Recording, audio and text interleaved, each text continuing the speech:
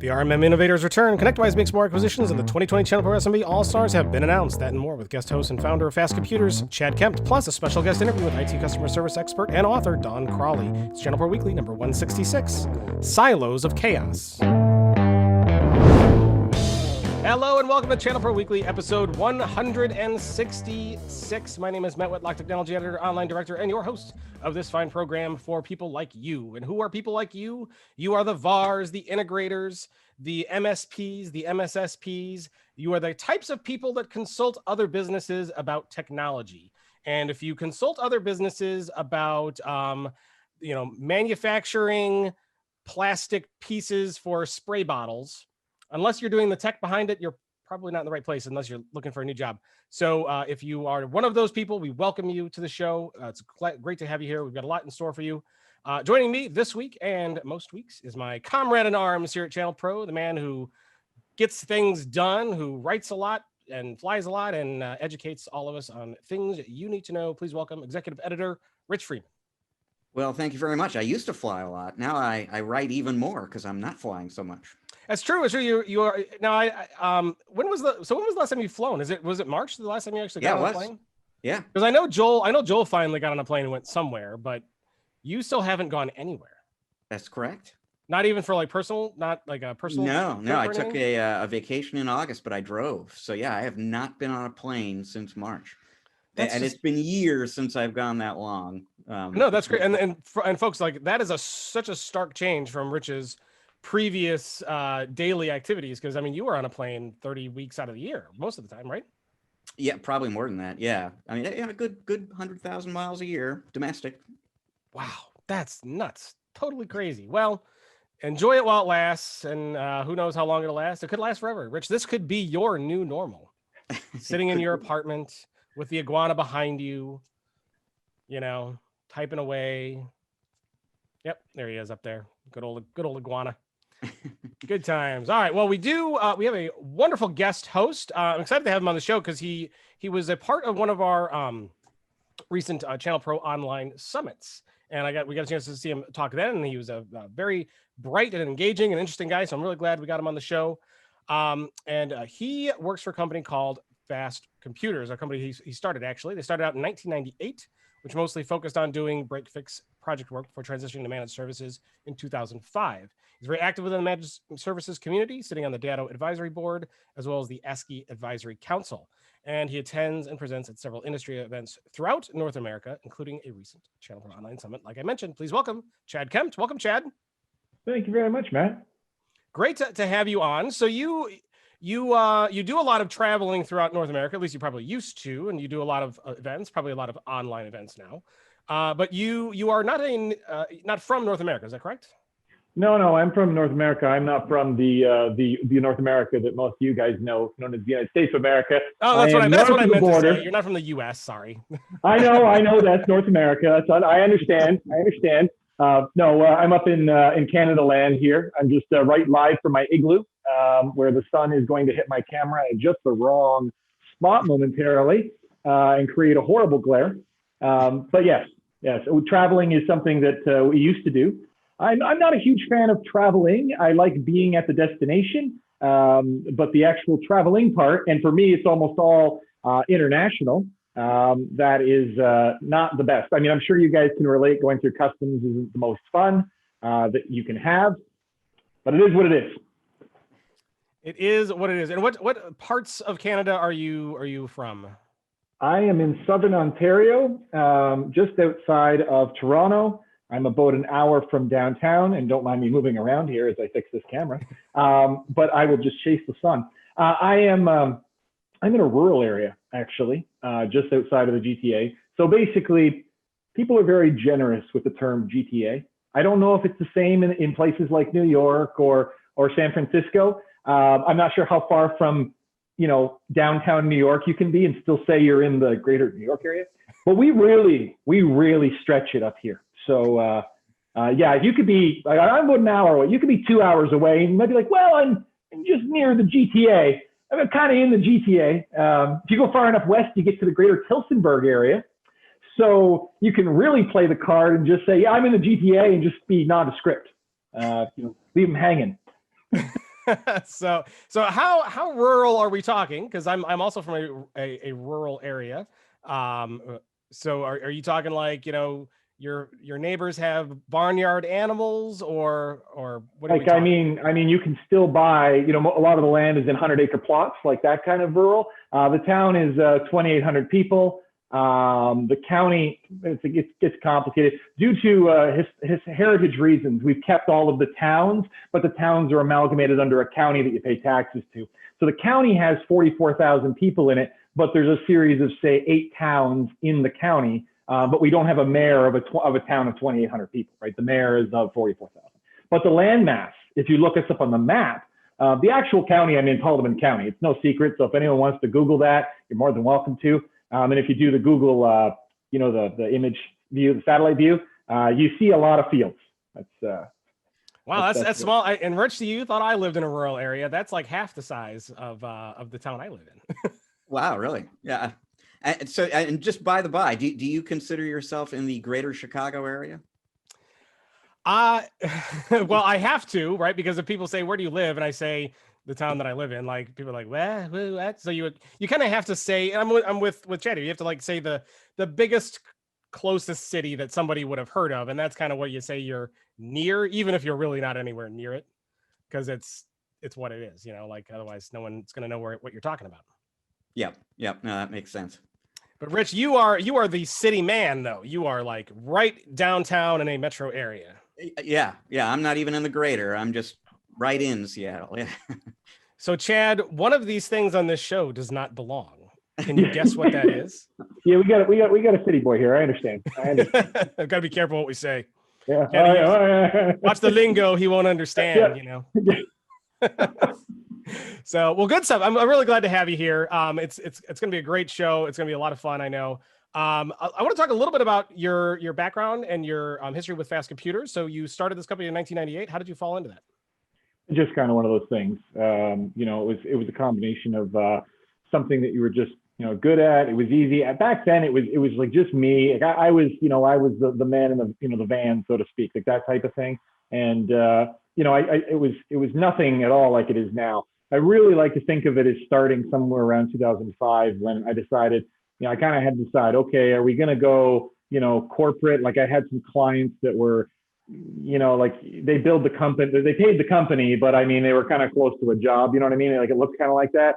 And I could have easily gone that way. And I said, no, we gotta see if we can make this work first. So we, you know, got a brick and mortar location, had an employee, and we basically kind of gave a kick at the can. And it's kind of worked out okay. I'm glad I did that. I would be full of regrets had I have not done that. It wasn't all easy. I didn't start well funded, quite the opposite. I started very poorly funded, if you want to even call that funded. And that definitely has some challenges, but you're also a lot more careful about the decisions you make. I think, you know, being well funded when you start could be dangerous in different ways. So like poorly funded, like peanut butter and jelly and ramen for lunch, poorly funded, or like that? Yeah, like paying for things with a credit card and making payments on it, like that kind of poorly funded. Like, yeah, no money in the bank, basically. I was broke. I mean, like we'll just put it right out there. I was horribly broke. But you know, I had a good support structure and a lot of encouragement and people surrounded by people that, you know, wanted to see me succeed. So you know, that helped a lot. So that happened in 2005, and you kind of transitioned into more of a services model. What was it like starting off after that? Because I know, like even in 2020, there are still plenty of those who are still kind of in that break fix model and really haven't embraced managed services, and that's scary for a lot of people because it's a whole different way of doing things. How did that go for you? How was the initial for a couple of years? What did you do? Well, yeah, so being broke was helpful because when you're broke, you realize that something like recurring revenue isn't just a nice to have. It's a way of actually being able to guarantee things and that you're going to be able to have some stability. So from back then, you guys remember how the channel was back then. That's when people were doing, you know, $100,000 purchases of Kaseya and stuff like that. Enable and a couple other ones had just started dabbling with the cloud option. They didn't call it that back then. It was a hosted option, right? And so we had started out with that. I think we had like Intentionality hosted for a little while, and I think we had I can't remember what the other, we tried some different stuff, and we were really throwing spaghetti at the wall and seeing if it stuck. But I knew that we needed to do the recurring revenue. So we were trying things like we were doing block hours, expiring block hours, but block hours, we were doing, you know, when I think about what some of the packages I was selling back then, like I kind of like shake my head and want to like, you know, hide my face because they would not be acceptable to me now. The service we delivered was solid and everything like that, but it was really a lot of trial and error. I wasn't in any peer groups. I wasn't aware of, you know, ASCII, which was a big game changer for me. I had, in around 2008, someone recommended ASCII to me, and I looked into it. No, it was 2007, I think. I looked into it, and I was like, oh, this is an American company, and like they're doing great stuff, but it's all U.S. based, and it's just not. It's not going to help me up here. And then about another year later, I thought, you know what do I got to lose? I mean, I'll just try it and see what happens. And that was a big change. There was a couple periods like that where I did something, and it really, you know, we were like humming along, and then all of a sudden I just shot up. And then, you know, kind of stabilized, and then the next big thing came, and that's happened. It's happened a few times now. You know, one of the things I always wonder about whenever I'm talking to somebody who has been in the IT business for, you know, as long as you have or longer, I'm always interested in how, as a business owner, you sort of keep up with changes in the industry and adjust to changes in the industry. I mean, you know, the model that worked 20 years ago isn't going to work now. The technologies you're selling are entirely different, and it's got to be tricky making the decision. What do you dive into, and when you know, it's like on cloud computing or something like that. When are we going to decide that this is for real and something that we want to invest in? I mean, how have you sort of approached that issue of deciding what's you know, what to keep pace with in the industry across a couple of decades now? This is a terrific topic, and really you almost have to have a crystal ball, but of course none of us have a crystal ball, so it doesn't work like that. So what I try to do is, you know, we have a couple things we're really good at. I dare I say the best, that's maybe a little too arrogant. So we'll just say really good at, and then we have a bunch of things that we're okay at. You know, I would say, you know, we do these things, and then we have some things we're not so great at.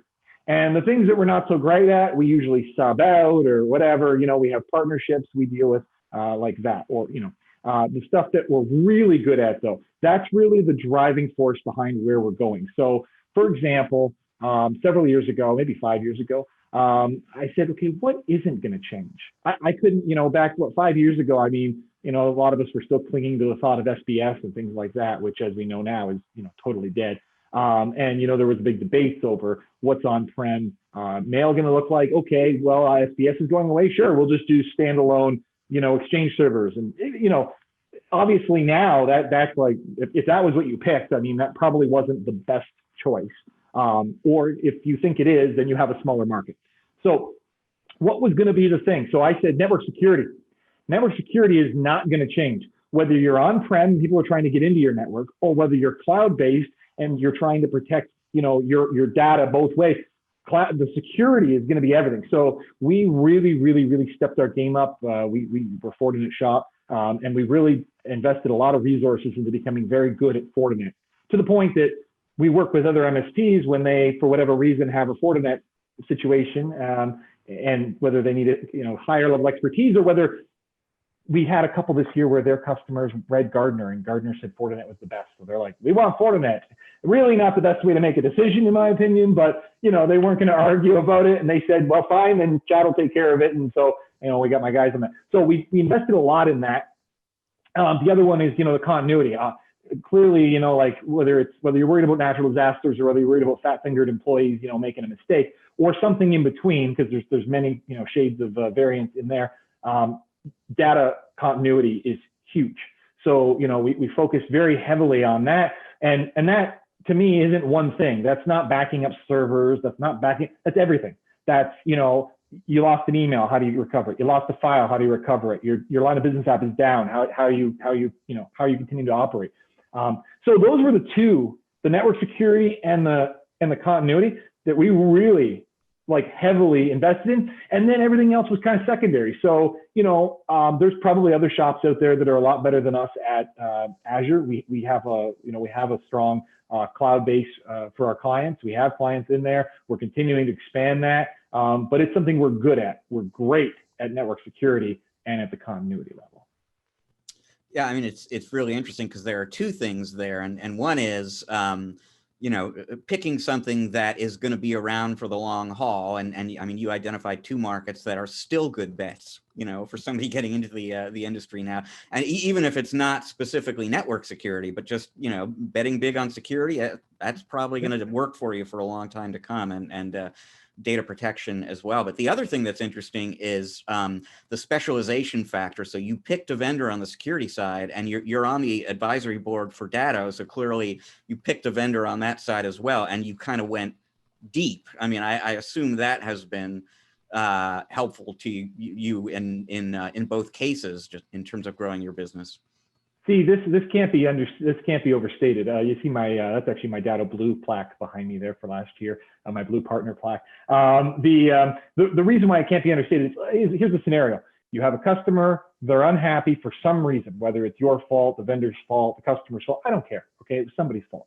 If on Monday you sell Datto, and on Tuesday you sell Unitrends, and on Wednesday you sell Commvault, and yada, yada, and the list goes on, you've got one of everything out there, and now you have a problem. Why is any of those vendors going to, expel resources to help you? I'm not saying they won't offer good support. That's not what I'm saying. But they may do enough to say, you know what, it's not and they may prove it's not their fault, and then you're on your own. When you have a partner with a company, like Datto, and I can only speak to Datto, I can't speak to these other ones, they'll go the extra mile. Maybe they'll put a resource on the case with you. Maybe they'll acknowledge it's not their problem, but maybe they'll help you solve the problem so that you can have a satisfied customer, and then you can then continue to bring more business because they know that you're invested in the relationship. I don't think that can be overstated enough. Yeah, you said that there's good and bad ways to make business decisions, and I was thinking, one not so good way to make business decisions would be to use Amazon reviews. That would probably not be the best way to go about it, or Yelp. I hear Yelp is, Make all my decisions based on those real reviews at Amazon, for sure. For sure. Yeah. You know what? I like what you're saying about picking a few vendors and going deep, but right now you can't get necessarily everything from one vendor, but is one of the goals or one of the secrets to your success, you'd say, is to keep it as small as possible? Well, see, that's a double-edged sword there. So, one of my things is about best in class. Now, if they're best in class this year, next year, there may be some greener grass somewhere else, and you have to accept that, and you kind of ride the hills and valleys. But at the end of the day, you do want to be chasing best in class. And what does best in class mean? Best in class for you, for your target market, for your target client size. If your target, Fortinet's kind of a good one to pick on. If your target market is the residential market, I'm not saying you can't put FortiGates in houses. You certainly can. We do. But that's not really what they're after. And there's other vendors where they don't scale down. We chose Fortinet originally because they scaled down. If you have a 5-person law office, there's a firewall for them. And if you have a 3,000-person, office that has massive branch offices, there's a solution for them. You need to make sure that the vendor is going to be able to meet all your needs. I don't like deploying solutions that I can only use at certain clients. I don't want my staff to be going, oh, is that a client that we use product X at or product Y? So I don't want a vendor to just do everything for the sake of doing everything. I'd rather them not be what do they say, the jack of all trades, master of none. I certainly want them to be the best at what we're engaging them in. But at the same time, if there is some consolidation, that's certainly not a bad thing. Good. So my last question that I wanted to ask, and we've been kind of asking a lot of our guests about it because it's it's still very prevalent in the world is the whole coronavirus thing. So you employ at least 8 people now, correct? Yeah, 8 people. So how has that affected your business and how you do business? How has it affected your customer? What's your response been to that? This is going to have a Canadian angle to it. So keep in mind, we're a little more cautious and a little more conservative up here. And I mean that in the literal sense, not in the political sense. We what do you call it? In March, in February this year, I saw the writing on the wall. I was definitely one of the people early on saying, this is not going to go well. I think one of my last trips into Toronto, actual Toronto, was around the end of February, maybe the first week of March. And I was meeting with a client, a 200-person company. I was meeting with the IT manager, and we were basically going over the game plan for exactly what was going to happen when we knew what was going to happen happened. And he was bringing in a couple additional internet connections to his data center for more redundancy. And we were talking about equipment. Anyway, once that happened, we all know what happened. It was March 13th, I think it was the date. I basically told all my staff, pack up your stuff and go home. I don't want to see you again. So, I kicked them all out of the office, all the technicians.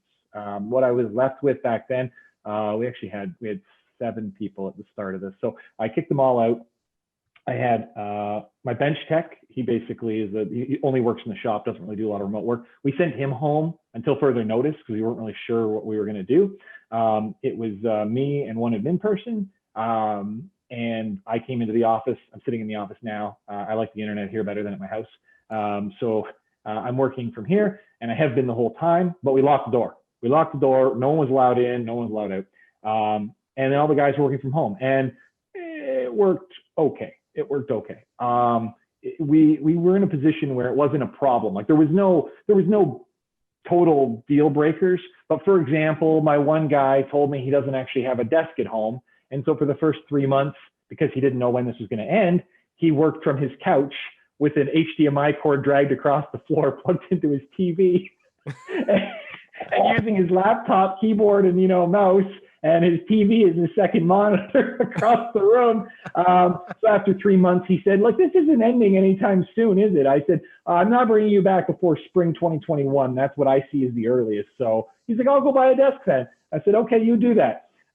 So they all continued. I then eventually I brought back. So once we started having some government policies implemented as far as how things were handled, so we were essential service, but with everybody else closed, it was really weird for a while because we got really busy with people trying to figure out how to work from home, and they were requesting all kinds of service and stuff. And it was like, I don't want to tell them no, but I didn't want to. So we wrestled with that for a bit. We did the best we could, striking a balance between helping and harming. And then eventually we brought back, I think the one day we had something like 15 or 16 machines sitting here that needed to be worked on for a variety of reasons. And I'm like, I'm done doing warranty work, guys. I'm not doing the warranty. We're a Lenovo warranty center and a Xerox one. I'm not doing any more warranty repairs. Bench tech, you're coming back. We're going to stay in the back of the building. You're going to stay in the front of the building. Since then, we have another admin. So we have 2 admins in the office, plus me, plus him. The building's just under 2,000 square feet, so it's about 500 square feet per person. We don't get up in anybody's business. Everybody kind of sticks to themselves. I even split the bathrooms between, some staff use the one bathroom, other staff use the other one. And yeah, to this day, all my technicians are still working remotely. And we're now in wave 2 or whatever. But in August, when things were looking great, relatively speaking, I said, why am I going to bring you back just to send you back home again in a couple months? So that's where the spring thing came for me. And I mean, we can talk about some of the logistical challenges I've had, but basically that's the gist of it. Well, so one short question. So how has it affected your customers? Have you lost business? Have you gained business? Are you busier now than you were? We lost one customer through it, and it was the only customer that I gave a break to on the billing. And they went to their security provider for IT services. It was an owner decision, not a manager decision. Ironically, the manager put up a fuss, not enough to cost him his job, obviously, but enough to feel like he made his point. And so they still acquire their hardware from us, and they have their Office 365 licenses through us. We just don't do any managed services for them, which whatever. But our other customers, we went through 3 phases. 3 phases. One in March, one in April, and then one again recently. Not as big recently, but the April one was probably the biggest. March was denial. That was people going home to work who had to go home and work because they needed to get the work done and they couldn't be at the office. So we sold a whole bunch of laptops and stuff. And then in April, it was this isn't a 2-week thing. This isn't 2 weeks. This isn't going anywhere. So then in April, we had this huge, restructuring of all these companies. And then recently, we've had some people that were doing these, I guess they were doing like a rotation, like some people in the office, some people out. And they basically said, you know what, like even this is silly. We're just going to send a bunch of people home, because what happens if we have, the thing is, a lot of people here aren't concerned about actually getting sick. They're concerned about if they get sick and the office, or if they think they're sick and the whole company has to shut down because everybody was in the office at the same time and they're all under quarantine. Then what? Who's running the business? How's that work? So that's what's really prompted what I'm calling the third, I don't want to use the word wave, but the third stage. Yeah. Well, it's definitely been a ride for everybody. So thanks for sharing your thoughts and backstory on that, and kind of how you're dealing with it. Pretty cool stuff. We're gonna kind of switch to news now, and we've got a couple stories we want to talk about. I know we didn't do a show last week because one of our ChannelPro SMB Forum events. Rich, I think that went well. How do you think it went? I thought it went very well. Yeah, lots of good stuff, lots of great content. So do we only have one more event left this year, isn't that right? That is correct. Yeah. December 2nd is our, I believe, third annual Cloud and Managed Services Summit. The one we just did last week was sort of a regional event. We were targeting folks in Southern California, but the Cloud and Managed Services event is wide open to everybody, folks. So check it out, events.channelpronetwork.com. And we're going to have all sorts of great stuff on there. Cloud security. We're going to be talking about managed services delivery. We've got some interview segments with Rockstar, cloud service providers and MSPs, and lots of good stuff coming up in a few weeks. Awesome. Well, make sure you all join us there. Events.channelpronetwork.com again is the website, or you can go to just channelpronetwork.com, which you should be going to each and every day anyway, because that's where there's all those good articles, news stories, and everything you should be checking out. There's an events link up in that nav bar. Click on that. It'll take you right where you need to go. Good stuff. All right, Rich. Well, I know we are probably not going to cover every news story that happened in the last 2 weeks, because this would be like a 6-hour show. So it looks like we picked out a couple. And we're going to talk also about our 2020 ChannelPro SMB All-Stars list. So that's coming up too. That'll be fun.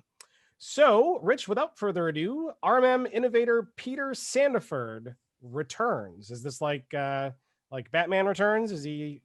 What's happening here? So this is an interesting story. This is a timely story. And for me, at least, for those of a certain age, it's kind of a fun story. And I think, Chad, you will actually appreciate this maybe as well. So a few weeks ago on the podcast, our guest interview segment was with Gavin Garbett, who years and years ago was one of the pioneers of RMM software. He was the founder of Enable. And he sold that business to SolarWinds in 2013 and was kind of off doing various things. A few months ago, he resurfaces, and he's now helping to run this company called Augment that makes cloud management software. That, basically he and some other folks identified a need for an RMM-like tool for software as a service and infrastructure as a service, a centralized management plane for all those different applications and infrastructure resources people are using. So a week or two later, I was talking with Josh Weiss, who was our co-host on the show just a few episodes ago. And I was talking with him about cloud management. And he calls my attention to a company I've never heard of before called Zerotech. One word, T-E-K at the end, if anyone's looking it up, not T-E-C-H. And they do cloud identity and access management. And like I said, a company I haven't heard of before. And then Josh just kind of drops in as he's talking to this company about this company to me that, oh, and by the way, the CEO is Peter Sandiford. So Peter Sandiford, for folks who have forgotten that name, used to be the CEO of Level Platforms. So back when Enable and Kaseya were helping invent RMM software, the third big name in the industry was Level Platforms, and that company was run by Peter Sandiford. So here we are in the span of a few months. Two of the pioneers of RMM software who sold their businesses and have been off doing other things suddenly resurface, and now they're running cloud management businesses. So Zerotech, what's Zerotech about? Similar sort of inspiration. From Peter's standpoint, RMM is yesterday's technology. It is very hardware oriented. What customers care about already, you know, as he puts it at one point, let me just find that quote because there's this great quote in here. He says, if MSPs don't figure out how to manage SaaS applications and incorporate that as what their business is about, they're going to be stuck. They're going to be in a declining business. The servers are all gone. The devices are trivial. It's all about applications and identity. And this, end quote, this was the inspiration behind Zerotech, that RMM is commoditized. You don't want to be 100% focused on endpoint management. You want to be getting into cloud management. And whereas Augment said, what that means is you need a centralized management tool to manage all these different cloud applications, Zerotech said step one is managing all of the identities, basically creating a centralized directory for all of your users. And they went about, first thing they did, quite logically, you know, given the SMB channel and so on, they said, well, we're going to build our tool on top of Azure Active Directory. But as they kind of got into it, there were certain capabilities that they weren't finding gaps, as Peter put it, in that tool. And then they started looking at another directory that most people listening probably have at least heard of, called Octa, O-K-T-A.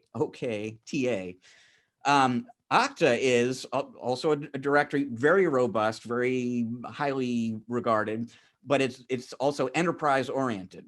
So single tenant, you pay for it the way big businesses pay for software. It is not the slightest bit MSP friendly. And what Zerotech has done is take Octa and create an MSP version of that tool, multi-tenant, you know, pay-as-you-go licensing, et cetera. And the idea is basically, if you own the directory, you own identity management, you own the customer. And so this is like the stickiest element of the cloud management stack. And there is already some Microsoft 365 management functionality in the tool. Peter is a little, you know, non-committal in terms of whether he kind of turns this from an identity access management tool into a much broader kind of cloud management tool along the lines of what Augment does or what Skykick does. We were talking about them quite recently. He's open to that. He's waiting to see if there's demand there from his customers. But the timely access to this or aspect of the story is that here is yet another new solution that has come along just in the course of this year in response to this need that a lot of folks in the audience are dealing with right now, the challenges of cloud management. You know, hardware management, great tools out there for an MSP or anybody else. Cloud management, not yet, but there are a number of different vendors. Zerotech is now one of them that are addressing that problem head on. I wonder when he left the first time if he said he was going to go get a pack of smokes. See you guys later. But he's returned. He's resurfaced. Yeah, it is interesting that we're seeing some of the old guard come back. Now, this sounds, I'm trying to wrap my head around what this is, because I get the identity management part of it. This sounds very different than what Gavin Garbett is doing. Or are they trying to do the same thing in different ways?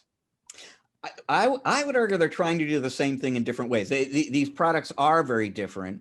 The Zerotech focus is 100% on identity. Augment already has two tools, and a third one, which will really be the sort of RMM tool for cloud, is coming very soon. I mean, any day or week now, I believe. I don't know. I have no idea how much identity management Augment does, but I mean that's the big difference, is that the problem that Augment decided they were going to solve is your customer is using 8 different software as a service solutions. You need one place to go to manage all of them. And the problem that Peter identified is your customer is using 8 different applications. They really ought to have single sign-on into all of that so that you can manage all those identities and in the course of doing that, sort of understand what that total cloud footprint looks like for the customer. If you've got all the identities centralized, you can actually see, you know, who has an account where and how many different applications are running inside that business, et cetera. Chad, is this an area where you're starting to see a lot of need in terms of management? This is an extremely interesting area. We have a customer firsthand. They're not huge, 30 employees, but they have we'll call them it's not a parent company, but it's like a compliancy company. We'll call it that. I don't want to disclose who it is, so that's about as vague as I can be. But basically, they control the email, and that was never a problem because it was just standardized posted exchange. But in the last 12 months, they've decided to move it to 365, except they didn't. They moved the email not at all because they decided they couldn't actually move it. Instead, they just managed to saddle them with 365, which has created a very interesting problem for us. We cannot manage their 365. It's the only client we have where we cannot manage their 365. That means we can't manage, any of the rules, permissions, etc. If they lose a file, we can't restore it. So we're kind of stuck because our messaging is that moving to 365 and all of this is great, but not if we can't manage it for you. So they have some on-premise infrastructure that we're continuing to maintain, and we've been kind of working around it in ways. So anyway, the purpose behind telling you that is just it's very critical. What's really interesting to me is, I think, Rich, you kind of hit the nail on the head when you were talking about, early days of RMM pioneering, because right now we don't know who's going to, emerge. There's no real victor in the RMM space, but I think we can agree that there were a few names that were household names. And by the way, Little Platforms, I was with them. That was the one I couldn't remember earlier, Team Orange. Support side over there, and for anyone who remembers that. But anyway, the thing is that Zerotech, Augment, Microsoft has announced M365 Lighthouse. I don't know if you guys have seen that. They're going to make that free supposedly. So who knows, right? But basically, who's going to emerge the victor? Microsoft had a couple opportunities over the years where they could either really step into the ring, or they could, just make it accessible for partners via the API. But Azure AD is something, when we're getting rid of on-premise servers, which we've done for a lot of clients during the pandemic, it's been accelerated. Azure AD is what we're using, and then you can layer on, Duo or something for 2FA. And these services, if you go with one of these, it could really consolidate a lot of stuff into one space and have that multi-tenant management. So you're not logging into, whether it's delegated admin or actually logging in as a global admin, you're not having to manage each of your clients individually, which I think is where the real value for these tools can be. Of course, we now talk about securing your MSP accounts even more thoroughly if you're going to have access to all these things, so you don't end up in the news story of the week. Yeah. And a key point about Azure Active Directory, because one of the first things that I thought when I was learning about Zerotech was there's so much investment out there in Azure Active Directory right now. I mean, you might find the Zerotech tool interesting, but feel like, well, I'm not going to just dump Azure AD. You don't actually have to. Octa is the foundation for Zerotech, but you can federate an existing Azure Active Directory into that Octa structure. So you can take along with you any directories that you have right now, and then just kind of layer additional identities on top of that. Very interesting. Rich, are there any other long lost RMM pioneers out there?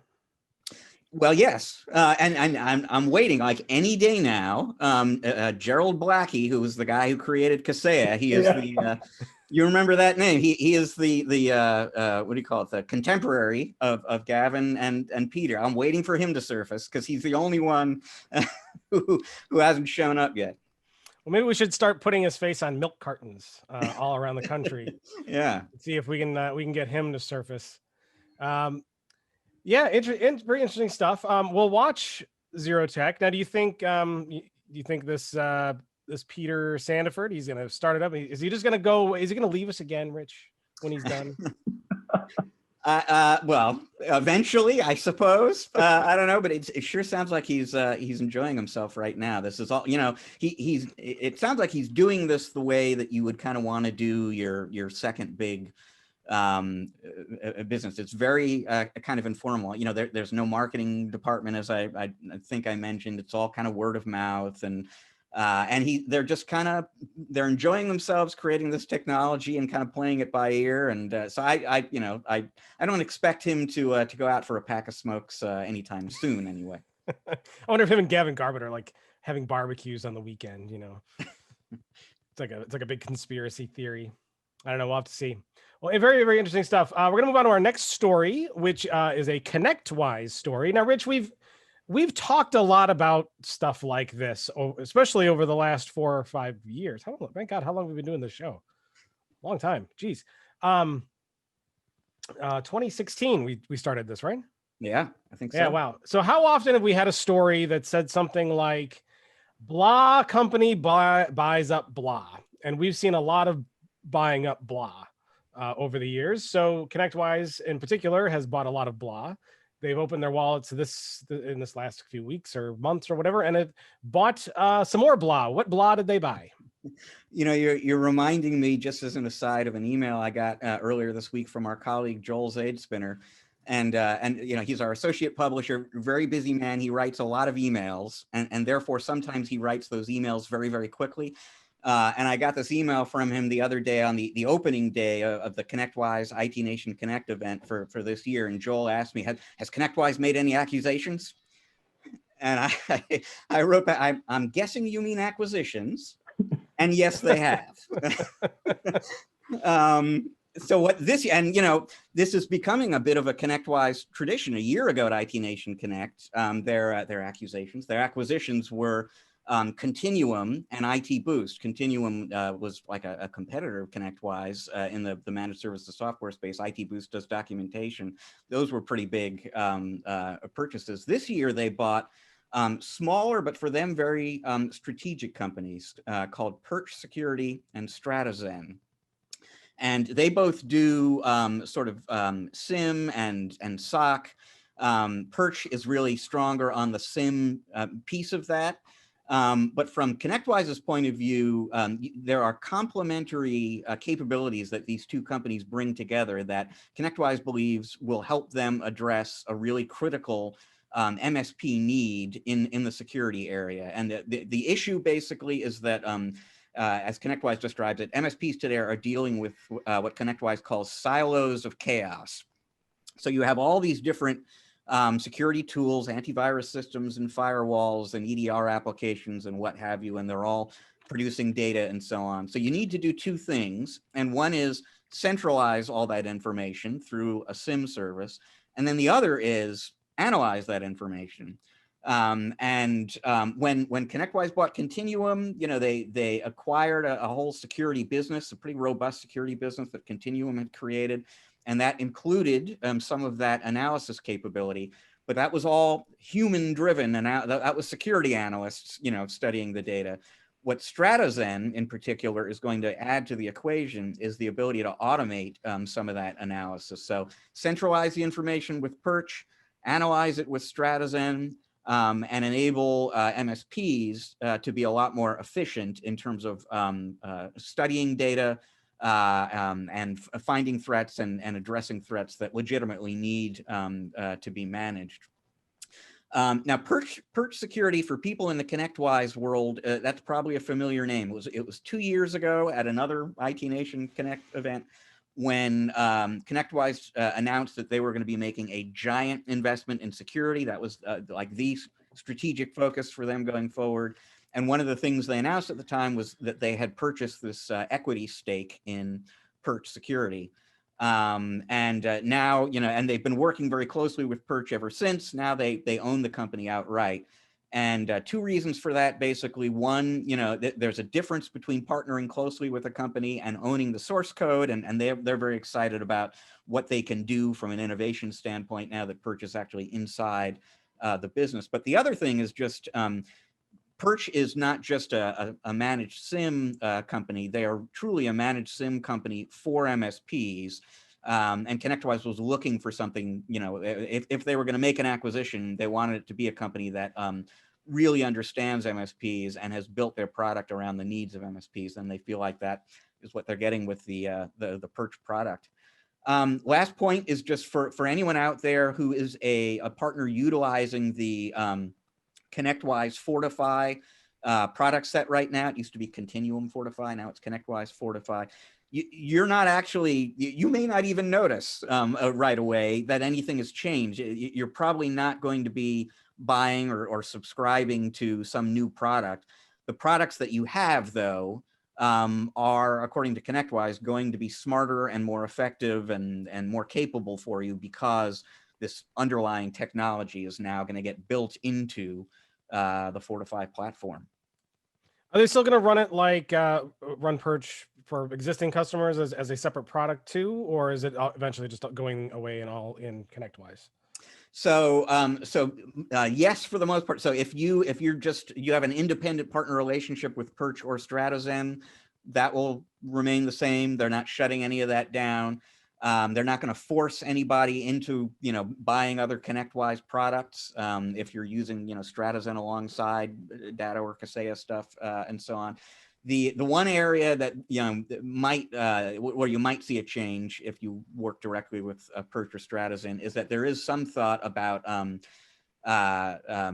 really sort of bringing those companies into the under the Connectwise brand and rebranding the names of the products and so on and so forth. But yeah, they're not going to terminate or force changes upon any of the existing customers of either of those companies. Okay, Chad, you're not a Connectwise partner, correct? No, we actually, we use Connectwise, automate, manage. Oh, good. And Connectwise, it's interesting. Like this, earlier I mentioned, consolidation can be a good thing, can also be a bad thing. The issue is how it's done.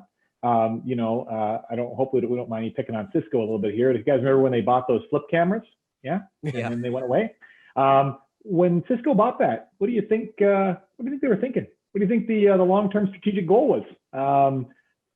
Cool product. So they can give stuff away at trade shows. Because that's certainly where I got a lot of mine. I think that Connectwise has got a good angle with what they're doing right now. There's a lot of challenges with migrating all these platforms into one. Integrating is the word I'm looking for. If you look at the Continuum thing to this day, they're still working on migrating commands, they call it, I guess. And what's going to happen with Automate? There's a lot of questions there. And this Perch thing, though, I think anything to do with security.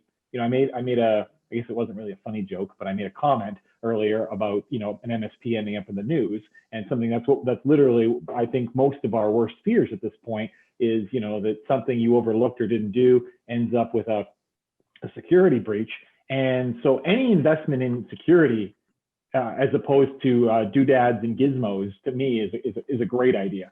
And if they're going to build it into their platforms, and now they have all these additional security people on staff that they could potentially allocate for even internal things, I only see good things in regards to that. I see a very well-formed vision with stuff like this, and I think that's what's key. On Perch and StratoZen specifically, did you know a lot about these companies? Do you think this is good buys that's going to really enhance the Connectwise suite? Yeah, so StratoZen I'm not familiar with, so I can't comment on that. But Perch I'm familiar with. We actually looked at them briefly. Ironically, we didn't go with them because they took a very long time to get back to me on the sales side. Now I'm sure that'll be fixed under the Connectwise roof. I don't think I have to actually call them. I think they'll call me. But we ended up going with another provider in that space when we had a need. But to this day, though, I still think everything I've heard about Perch from other partners is very promising. And like I said, it wasn't due to a problem with the product. It was just, I don't know. If I ask for something, it takes you a couple of weeks to get back to me. It just rubs me the wrong way. So anyway, it's in the past, though. It's in the past. So maybe we'll have a look at them now that they're under the Connectwise roof. I think you were spot on there. I think that it's a different sales culture that they are now.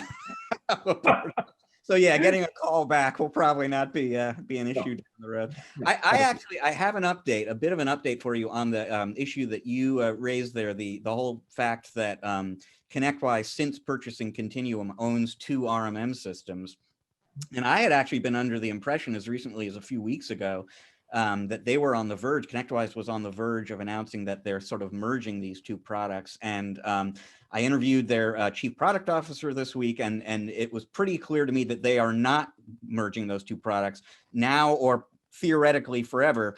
What they are doing, so it's an interesting thing. They're sort of somewhere in between, you know, combining the products and not combining the products. They're going to remain separate products, and I assume under those separate names, they're just going to look and work a whole lot more like each other. The distinctions between them are going to get smaller and smaller.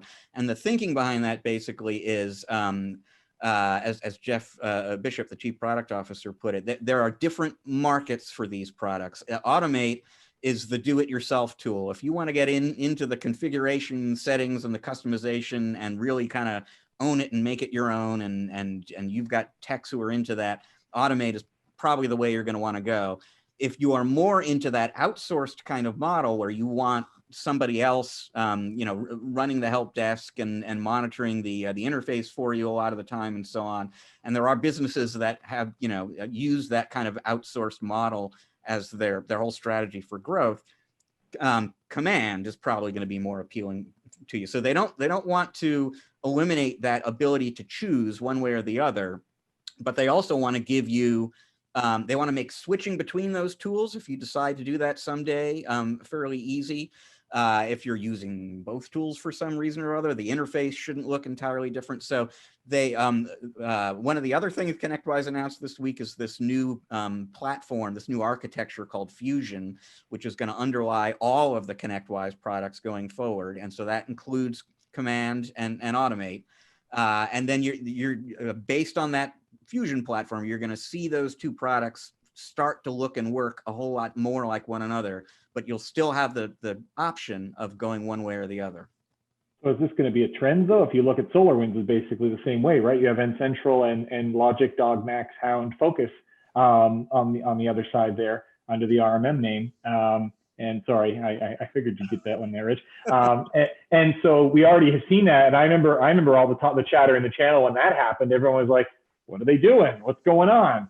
And now it sounds like you're saying that Connectwise is doing the same thing. Yeah, that's and a very similar sort of thing, right? So from the SolarWinds side, we've got an on-premises tool, we've got a cloud-based tool, and different kind of market segments for each of those. We're going to keep doing that and give people the flexibility to decide what makes the most sense for them. And yeah, same on the Connectwise side. Let's have more choices, more flexibility. Interesting. Even Skippy makes crunchy and creamy peanut butter. It's okay to have two for different tastes. And it's all good. It's all good. Well, I don't know. Crunchy peanut butter, Rich, really? It is what it is. I'm more of a creamy guy. So the last thing I want to comment on this story is the term silos of chaos. That just sounds like an awesome band name. Chad, we've got to get a band together. Here we go. I think either that or a horror movie, which is possibly what we'll end up with. Like a good B, solid B horror flick. B's pushing it, maybe a B minus, but yeah, B.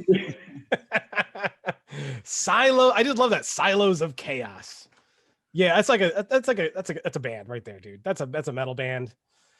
And trademark it. I gotta see if that domain is available. Silosofchaos.com. I just looked. I think it is available. So. Oh my gosh, I think I might have to go buy that. I love that right now. Right this second. Silosofchaos.com.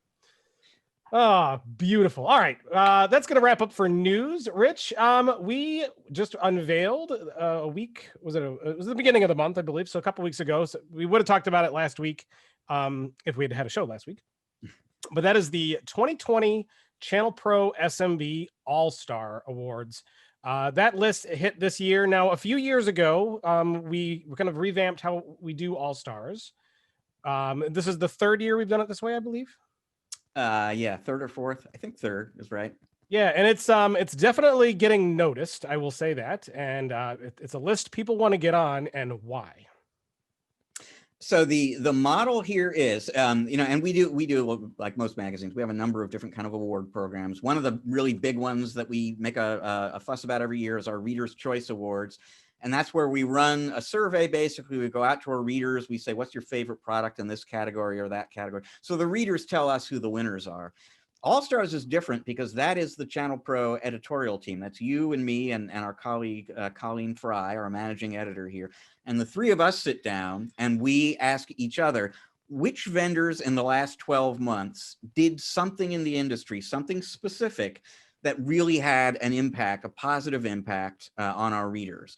And we always emphasize specific because we will usually ask our readers for suggestions, like nominations essentially, and we will usually get a lot of responses about how this company or that company is just a really cool partner and so on. And you know, that's great. We love that they're a great partner and you enjoy working with them, but we're looking for something, some specific thing that they did in the last 12 months that was impactful, meaningful, cool.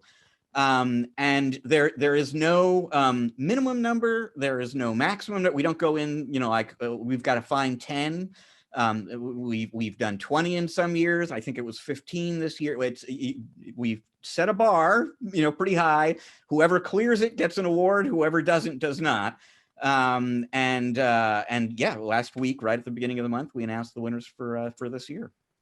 Yeah, it's a cool program. I love the fact that it's not like a top 20 or whatever, where we got to like stretch to kind of make an excuse to find somebody to fit in there.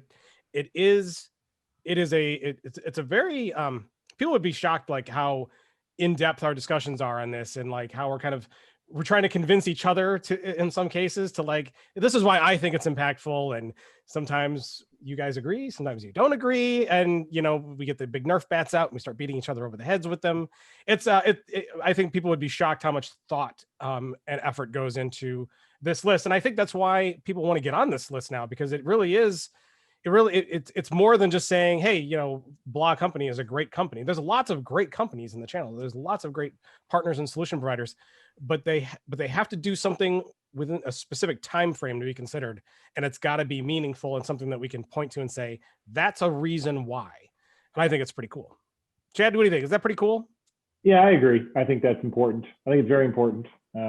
And the arguing and the fighting is very important as well. We do that a lot here at ChannelPro. It's a lot of arguing and fighting. We're like a big family. The Nerf bat thing. I mean, you're toning it down for the people from the city. We've had a couple good heated discussions, haven't we, Rich?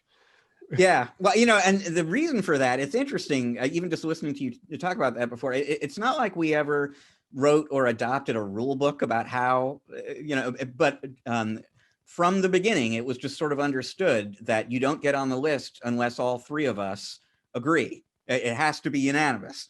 And so what that means is, you know, you might bring something to the table that you're really passionate about. And maybe Colleen says, yeah, that's good. And I'm like, I don't know. You have got to get me on board or they don't win. And yeah. And we've had many of those. We're like, let's table that. Let's go back and visit it. Let me rethink my argument. And sometimes we win. And it's not like it's just I always lose or Rich always loses. I mean, I think every year, all three of us bring lots of suggestions to the table. Some more than others in some cases, but we never walk away with our with all of our picks that we had.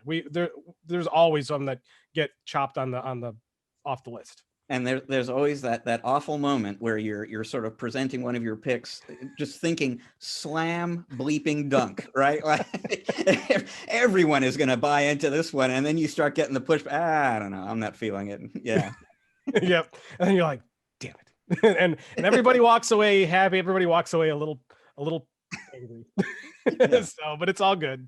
It's all good. But the result is a great list that I think a lot of people in the industry see, and they want to get on, and they want to be considered. And if you want to be considered for a ChannelPro SMB All-Star, if you're out there listening and you're a vendor or solution provider, do something cool and impactful and make your case. You know, we do solicit suggestions. So if you can convince us that it's big and meaningful, we will certainly hash it out and talk about it. So Rich, we don't need to go through every single All-Star winner. I believe you said there's about 15 this year. Why don't you we each pick out one or two to kind of talk about, and then we'll send everyone to the site to take a look through the list. Anything that you found that you wanted to talk about that was interesting or surprising, or that was an interesting pick? I mean, I'll quickly point to two closely related ones that call attention to a sort of a larger theme this year. And you know, what is the largest theme of 2020? Why, that would be COVID-19, wouldn't it? And the giant impact that it's had on everything. And you see a lot of that reflected in this year's All-Star Awards. And I'll mention that when we were having this year's discussion about the winners, the thought came up very early on that, back in the spring, when there was so much concern about cash flow and ChannelPro's, how are they going to get through this economic crash and so on. There were, we've got to give an award to somebody who put more credit out into the market, or, introduced program forgiveness. There were all sorts of things that were done early on to help partners get through those very difficult months. And in the end, we did not actually hand anybody one of those awards because there were so many companies that did this. We didn't feel like we could give all of them an award. And if we just picked a few, we would be leaving others out. So there is this sort of honorary All-Star Award that we gave, just to the vendor community, to the industry, for doing such a, I think, good job of kind of rallying at that moment of crisis to help partners out. But two companies that did get All-Stars this year also sort of came up with something that was needed and timely and just right on time in terms of what MSPs were dealing with this year. And I'm thinking about UMA and Rapid Fire Tools. So Rapid Fire Tools very quickly came out with two products that were just perfectly timed. One of them, at least, had clearly been in development for a while, but they came up with an assessment tool, and this is what Rapid Fire Tools is best known for, is assessment solutions. They came up with one for work from home environments that would help an MSP that is, perfectly well equipped to assess a corporate network, start assessing some of those home networks that people are connecting to and identify issues there that might need to be addressed. And then they also created a version of their network detective product for cloud services. And that's the one that I'm sure that they had been working on for quite a while, and partners have been, in fact, kind of waiting. When am I going to get my cloud assessment module from Network Detective? That came along right when it was most needed, all of a sudden, when everybody was diving in deep on cloud computing all at once. And then on UMA's side, a similar kind of thing. I'm sure these products were in development before, but you've got all these people working from home all of a sudden, and they're on the network, the home network that they are now sharing with a spouse and with their kids, and the kids are gaming and doing remote learning and watching Netflix, and you've got security issues there and bandwidth constraints and so on. And UMA came out with this product that allows you to very easily create a dedicated LTE network that can be a business-only home network, basically. So a whole separate connection to the internet that just that work-from-home employee is using. Not going to run into the same bandwidth issues, not going to run into the same security issues.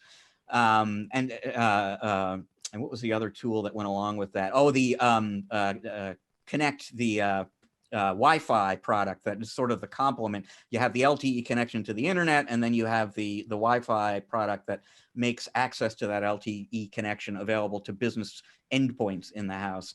I'm sure they had this vision a while back, but man, if there's ever been a time when those two products were needed, this was it, and felt like they needed to get recognized for getting those out right now. Yeah, very good, very, very good picks. Two that definitely deserve to be on the All-Star Awards list this year. Chad, did you get a chance to browse the All-Star list? Is there anyone that you want to call out that we mentioned? Honestly, they're all really good. They're all really good picks. I don't want to single any vendor out. I mean, I'd appreciate the wine they'd send me for talking about them highly. No, I'm just kidding. Just kidding. They would never do that. No, just kidding. from a client, but it'd be more fun, I guess, if I just led that on. But yeah, anyway, like I said, I think they're all good choices, and I really like that you guys aren't able just to throw your favorite one on there, because maybe someone took Rich out for lunch and he was like, these guys are great. I have the fondest memories.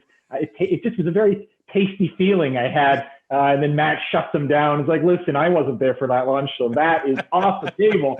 Not going to happen. And then, Rich has to get revenge and take one of Matt's out. Anyway, I'm envisioning quite the heated argument over the decisions there. It's terrific. Yeah, I like it. It's because of the sauce at lunch. You gotta So Rich, there's two on the list that they go together that I want to mention, and I think it deserves mentioning. And I was really glad that I think I was the one who originally pitched this, but I think we were all thinking about this one. We gave an award to Zoom and to Microsoft, and there's always lots of sometimes compelling reasons to give Microsoft an award, but we wanted to call out Zoom and Microsoft specifically because this year when the whole COVID thing happened and the pandemic hit and everybody went home, Zoom and Teams almost together single-handedly saved the economy from near destruction. They were the facilitators of practically all communication for a good chunk of at least the United States and a good chunk of the world. And they had to massively scale those services. And it wasn't just business too. I mean, it's weird when I go downstairs and I see my kids and they're like trying to schedule Zoom meetings to talk to teachers and their friends. And it's like, why the hell are you using Zoom to call a friend? Like, just use something else. But it saved a lot of schools and education. And those two companies really stepped it up when it was really needed. And I fear what the world would have been like if those two solutions had not been around. I'd like to add to that. The reason why I didn't point those ones out specifically was because there was even other companies that were doing the same sort of thing with the 6-month, trial to cover during COVID. And I really like that you guys made mention of the vendor community at large, because I mean, while I'm sure there's somebody out there that didn't do anything, as a whole, I feel like the level of, these companies were potentially having issues too. I know that a lot of, when the work from home became a thing, a lot of them rallied, but early on, you didn't really know that. I mean, who knows? People were going to close their doors. There was a lot of uncertainty. So investing in your infrastructure and giving away things at a time when you also may be suffering, I think really spoke highly for these vendors. Yeah, I totally agree. And in fact, I think back to March when all this was just starting to happen. And I was starting to hear about those kinds of offers and so on. And I remember the first thing I did is I wrote an article in which I talked about like 3 or 4 of them. And then they just kind of kept coming in. And eventually I created this list that I kept, adding to. And it got to be really long because you're exactly right. I mean, most of the vendors out there had some kind of time limited offer, and a lot of them extended those, because back then, and it's hard to believe now, but back in March we were all thinking, life's going to be rough through June and then we'll be back to normal again. So a lot of these offers were set to expire around then, and a lot of them have been extended past that since then. But yeah, a bunch of companies did that. Yeah, and good stuff. And there's more on this list to see. And we encourage you to go to the ChannelProNetwork.com website, find the 2020 SMB All-Stars list and read through there. And like one of the things that I like we mentioned about our awards program that we like is that we don't just say, hey, you know what, Zoom wins. Like there's our reasoning for it, for every award is written out and explained. So, there's no questions. Like you can't just say, I got a nice lunch from a company and they're an award. Like we're telling you why they got it. Right now, you may not agree, but we're telling you our thinking, our rationale, and our unanimous decision. And if you don't agree, well, you know what, when we solicit ideas and you have some companies that you think deserve awards, make sure that you submit those suggestions in, but make sure that your suggestions are relevant within the last 12 months of when we start to solicit those, because that's important. We don't want to award somebody for something that they did like 4 years ago, so it's got to be relevant. All right. With that, we are going to take a short break. When we come back, we've got an awesome interview lined up for you with Don Crawley. He's an IT customer service expert and the author of many books, including The Compassionate Geek. We recorded this earlier in the week, so unfortunately, Chad will not be a part of this interview. But fascinating stuff, fascinating interview. I highly encourage you to watch it all. A little bit long, but well worth every minute. Stick around for that, and we'll be back with Chad Kempt on the other side. We'll be right back.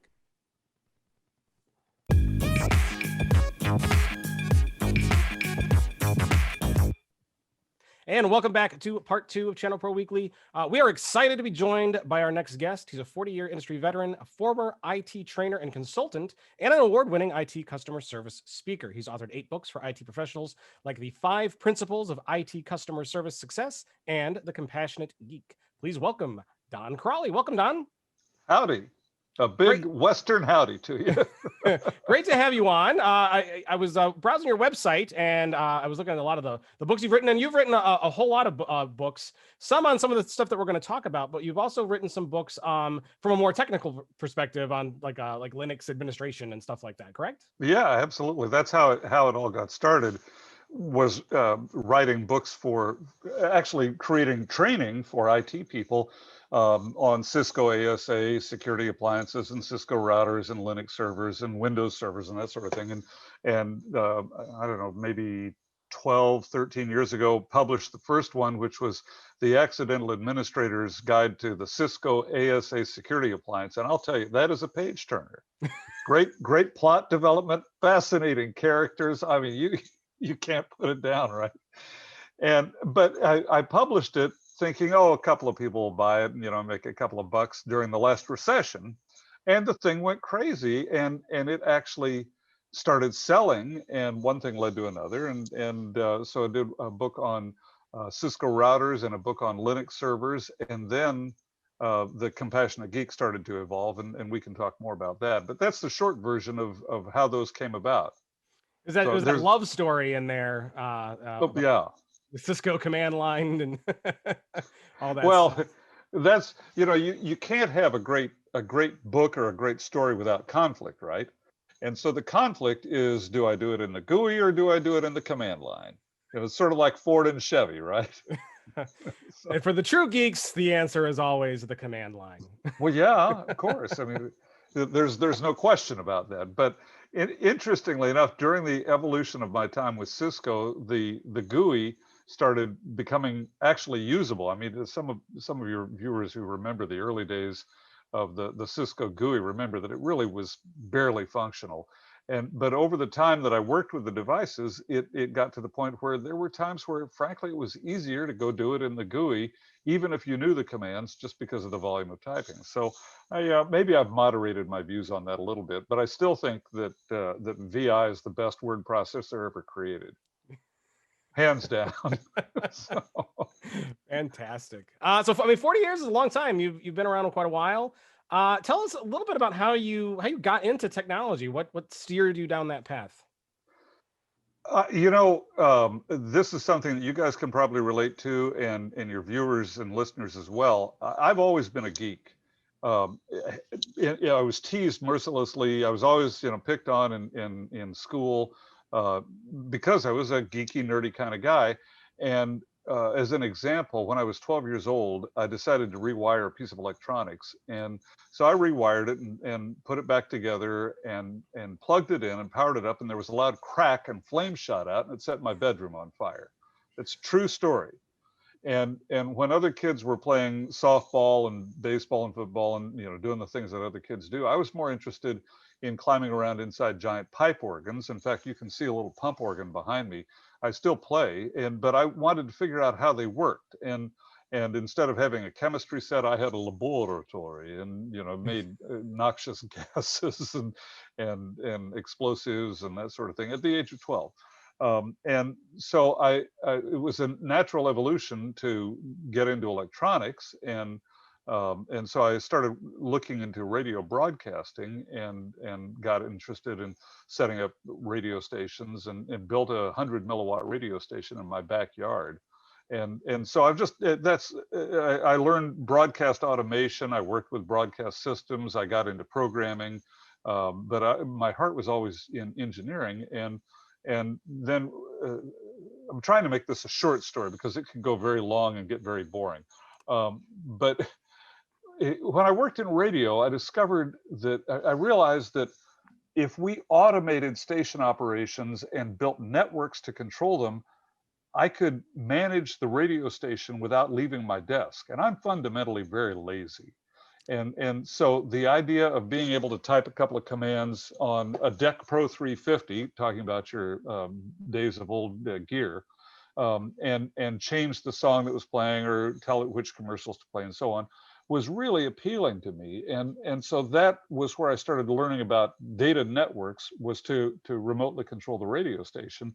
And then radio business changed, and I had a knack for training, and I understood technology, and so I started doing IT training. So that's the long story in a somewhat abbreviated form. I don't know if I rambled too long for you, but there you go. It's super interesting. So tell me a little bit about the radio station you ran. So it was your radio station, and what was the area, and what was the broadcast rate? Well, so I may have misled you. I created a 100 milliwatt radio station in my backyard. That will cover roughly a half a block. Oh, okay. So it's very, very small. Yeah, I mean, 100 milliwatts is a tenth of a watt. And to put it in perspective, the big AM radio stations today are 50,000 watts. The big FM stations are 100,000 watts. And this was a tenth of a watt. But that was, I had two listeners, my dad and this sweet little old lady who lived next door. But then I got into working in commercial radio, and I worked in commercial radio in various cities and did the radio broadcasting nomad thing, and ended up working in Kansas City for a long time at one of their big radio stations. And but I'll make a comment.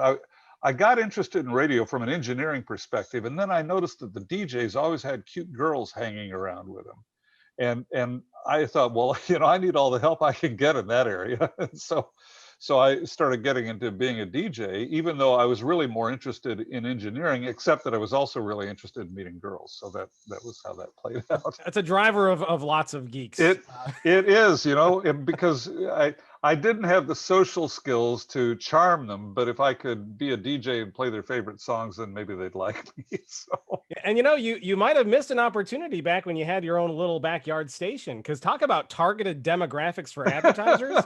That little old lady, I mean, you can get hyper specific with that demo. That's right. Yeah, if you want to advertise Geritol to two people, it might have worked. So.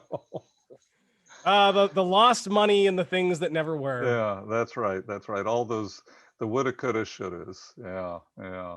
So that's fantastic. So you talk a little bit about being a geek and how that's probably influenced your outlook on things and how you train. And you have a concept that's called the Compassionate Geek. Now, I am a geek as well. I've been a geek my whole life. I can't say I'm a particularly compassionate one. I think you probably are, but go ahead. Well, I can't say that. No, I was going to make a noxious gas joke about, but let's just not do that. Let's just move go ahead. We're all among friends. So. Well, I was going to say you were making noxious gases in your laboratory. My family accuses me of making noxious gases. Yes. Really I thought that's probably where shaboom. Boom. Good. So tell us a little bit about that concept of the Compassionate Geek. Where does that come from, and what is that all about? Sure. So I was teaching a class on configuring Cisco routers, and we were working on subnetting and with IPv4, obviously, and somehow when I taught classes on geeky things like Linux configuration or Windows Server management or Cisco routers or whatever, we would always get into philosophy and branch off into other areas. And in fact, one person accused me of being a secular preacher one time. And so we're talking, and somehow we got on the subject of dealing with end users and frustrated end users and how to deal with them and how to take care of them, and the fact that really, if it weren't for clueless end users, we wouldn't have jobs, right? And I say clueless respectfully because they are clueless about technology. They might be experts in their area, but they're clueless about what we do. And so our job is to take care of them. And one of the people in the class said, "Oh, we're just a bunch of compassionate geeks." And bingo, the light flashed above my head, and I thought, I'm going to write a book called The Compassionate Geek and start a brand called The Compassionate Geek that deals with how technical people who are very linear in our thinking and who have an expectation of predictable results based on constant input. If you write code a certain way, it will produce predictable results, right? But people aren't that way. And so you can't the person that you say one thing to today, you say the same thing to him tomorrow, and you get a totally different response. And we're supposed to try to figure that out. I mean, this is a huge challenge for most of us. And there are some people who just get it, who get it figured out. But for a lot of us, especially those of us who are technically inclined, it's like, where did that come from? What, I mean, I don't understand. And so I started writing blog posts and doing videos and wrote a seminar called Customer Service for IT Professionals, and it evolved into the Compassionate Geek. So that's really where it came from. It was the idea that we as technologists are really good at technology. We understand how to configure servers and routers and firewalls. We know how to connect cloud apps. We know how to code mobile apps. We understand how to do all of that, but it's the people problems that are the most challenging for us because of the unpredictability of the people. And you know, honestly, sometimes we get really pissed about it because it doesn't make sense to us that somebody would struggle. And I'm in a mastermind group with other professional speakers, and there are two of us who are geeky, nerdy kind of guys, and the rest are not at all. They one of them's a lawyer, and one of them is writing a book on a biblical story of all things. And the question came up: how do you guys learn the technology? Because the woman who's writing the book, very, very bright, very creative, doesn't understand technology. And I realized that my wife is that way.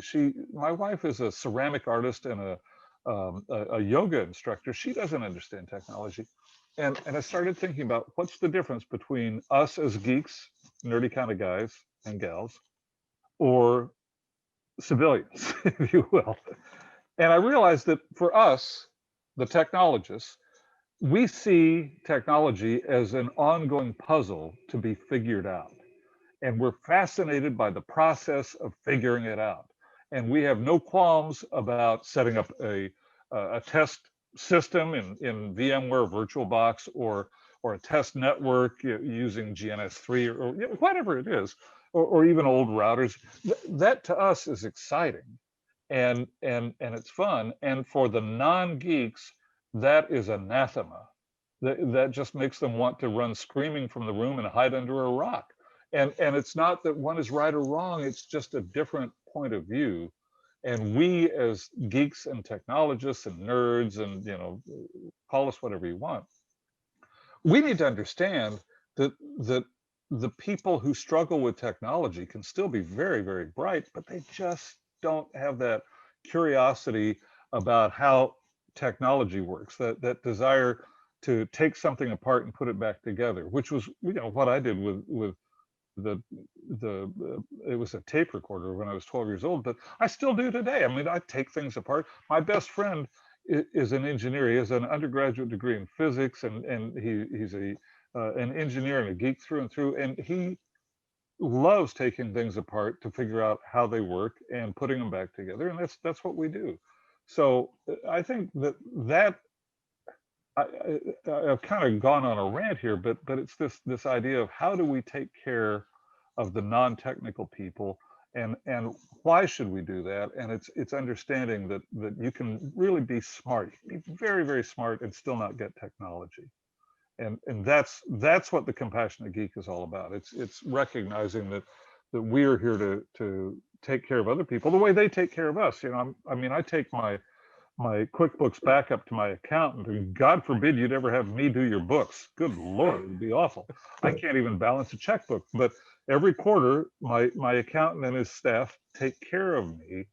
They keep me out of trouble. In fact, I told them when I hired them, I said, your job is to keep me out of federal prison because I'm so stupid on accounting and tax law and that sort of thing that left to my own devices, I'd be in a world of trouble.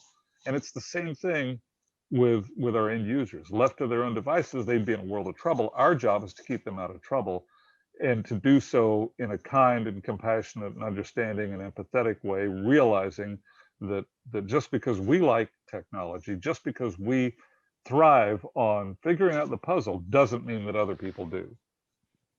Wow, I just kind of went off on that, didn't I? Really interesting stuff, and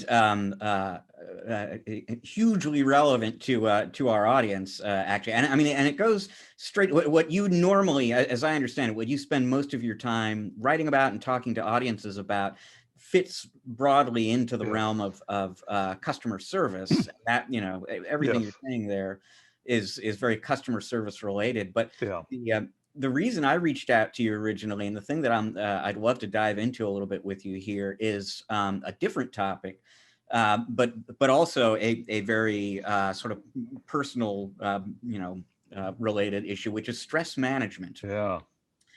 Because it seems to me, and I'm sure it seems to everybody, that that this has been an unusually stressful year. You think? Don't say, Rich.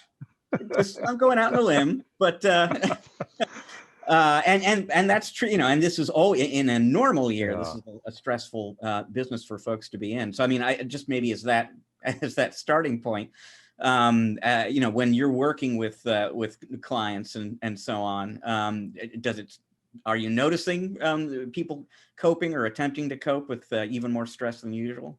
Oh yeah, absolutely. So I just this week, well, this is the week of November. What is today? We're recording this on the 9th, and just this week I'm delivering a stress management breakout session at IT Nation Connect. And the fact that that Connectwise, the people at Connectwise asked me to do that, I think speaks volumes. That they feel like this is such a big deal for the MSP community, and I'll say even beyond the MSP community, for everybody. Frankly, even outside of our field, you know, in every field, this is insane, because we've got a pandemic, we have an economy in crisis, we have a divisive election going on, and we're holed up with our families, sometimes people that we used to like, and now because we've been with them so much we don't, or you know, and we're feeling the stress of wondering about that person that started coughing next to us in the grocery store. It's a crazy world, and yes, it is very stressful, and there are some concrete actions that you can take to deal with it, and I really salute you guys for bringing that up. I mean, normally you're right, the questions that I get asked, Rich, are questions about customer service, but there's an entire chapter in my book on stress management for that reason. I mean, IT is crazy. I described it one time as driving backwards down Lombard Street with your eyes closed, trying to avoid pedestrians. That's IT in a normal setting. And then in 2020, you tie your hands behind your back, and you've got horns honking and somebody sitting next to you yelling at you, in addition to all of the other stuff. And that's IT in 2020. That's also my normal Sunday afternoon too. So. Oh, so you have a family, right? So, I mean, what are the implications, the dangers of you know, unmanaged stress for an IT provider, and you know, how good is the typical channel pro at managing their stress? So the dangers are heart disease, diabetes, cancer, broken relationships, high blood pressure, weight gain, weight loss, temper, all kinds of things. I can encapsulate this in the last 6 weeks of my life, because my wife and I just bought a new house and moved. And we love the new house that we got. We're super excited about it, and it was incredibly stressful. And what we found was that Janet and I have a great relationship. We have a wonderful marriage. We're crazy about each other still after all these years, and we started sniping at each other. And that was way out of character for us, and it was due to the stress and the anxiety of the move. Well, if you're a managed service provider or a VAR or whatever you do in IT right now, you're under tremendous stress, and it can manifest itself in really, really odd ways. And Janet and I actually sat down and we said, hey, we need to recognize that we're going through this stressful time, and we need to be careful when we might want to lash out, and take a more measured response. And so to your first question, what are the manifestations? What are the possible results of the stress? And there you have it. It can destroy relationships and send you to the hospital. But other than that, it's okay. And to your second question, am I seeing that with MSPs? I don't know that I'm seeing any more or less of it with the MSPs. And most of my clients are MSPs. I mean, I certainly work with colleges and universities and corporations and so on, the medical field. But most of my clients are MSPs, and I don't notice them in my conversations with them feeling more stress than usual. But that is a very stressful world. The MSP world is by its nature stressful because you're dealing with people. Think about what the MSP does. The MSP is providing computer services and related services for businesses, and those businesses are responsible for the livelihood of all of the people who work for them. So the MSP is responsible for the livelihood of thousands and thousands of people and individual businesses. And so you're getting frantic phone calls from your clients, you're getting upset customers. I mean, the MSP world is very stressful by its very nature. And with the pandemic and the economy the way it is, it just has to amp it up even more. But to answer your question, I haven't noticed it because it's so stressful anyway, I think. Now, as you said, we're recording this before IT Nation Connect. People are listening or watching after IT Nation Connect. So I'm going to cheat a little bit and ask you to talk about some of what you're going to say during that IT Nation Connect presentation on stress management. And the abstract, the description of your session says that you're going to discuss an equation for dealing with stress. Yes. So talk about that a little bit. So I'm happy to do that, and I will. I want to give just a quick background. Maybe the most important thing that you can do in dealing with stress is to identify what is within your control and what is outside your control. And you take action on that which you can control, and you've got to emotionally, psychologically, physically let go of whatever the stressors are that are outside your control. If somebody said, Don, you've got 30 seconds to teach stress management, go, that's what I would say. So having said that, the equation, the formula for stress management is very simple, and it was created by my friend Paul Senes, who is he's a retired speaker and trainer and author. But it's A plus B equals C, where A are your personal stress activators. These are the things that cause you stress in your life. For example, unfair treatment, budgetary restrictions, government regulations, unrealistic deadlines. I mean, you can imagine. I mean, all the things that are part of an MSP world, right? So those are the stress activators.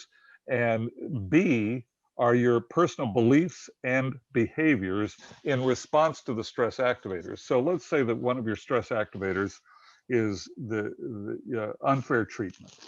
And your belief is that you must always stand up for yourself. So your behavior when you encounter what you perceive to be unfair treatment is to go storming into your boss's office and slam your fist on her desk and demand fair treatment. And the C is your personal consequence. So your personal consequence from that particular combination of activator, belief, and behavior could be an RGE. And you guys know what an RGE is? I do not. It's a resume generating event. And we don't want an RGE. Your boss doesn't want an RGE. And so what we do is we back up and we take a look at each of the elements. And in this particular case, we say, okay, let's look at the activator. Unfair treatment. Well, that's not unreasonable to have that be something that would cause you stress. Your belief that you must always stand up for yourself. Well, that's reasonable. I mean, that's about self-respect and dignity. Nobody's going to argue that. So our behavior maybe is what we need to change. And so we say, okay, in response to the stress, instead of going in and slamming my fist on the boss's desk and demanding fair treatment, I'm going to make an appointment with the boss and have a civil discussion about what I perceive to be a problem, and how can we resolve this? I didn't think about this when I said it, but it's a lot like the conversation that Janet, my wife, and I had about the stress of moving. We need to sit down and talk about the fact that this is stressful and how are we going to be civil about it and preserve the relationship. So that's it in a nutshell. A plus B equals C. A, your stress activators, B, your belief and behavior, and C, your consequence. Now, Rich, in any equation about stress management, where do you put the pie? Where do you put the pie? Are you asking Rich or me? Well, both of you. Is there pie in that equation somewhere? Are you talking about a pie in the face? Because sometimes that's what you need to do. People like pie. It might help deal with stress, right? It would depend on. When I was working on the formula, I was trying to carry the 2, and it was just becoming a big mess. And then I thought, we need pie in here. I totally threw you guys off with that one. So, the answer is it's 3.14. 3.14 slices of that's right. apple pie. That's right. Well, I'd prefer lemon meringue, but yeah. Ooh, lemon meringue is good. It's good. A good and, lime also. But see, the lemon meringue gives you that puffiness, so that when you hit somebody in the face with it, it has greater impact. So the formula makes a lot of sense, and you touched on the concept that I think a lot of people have kind of lost in dealing with situations. And that is thinking about the consequence of action, right? Yeah.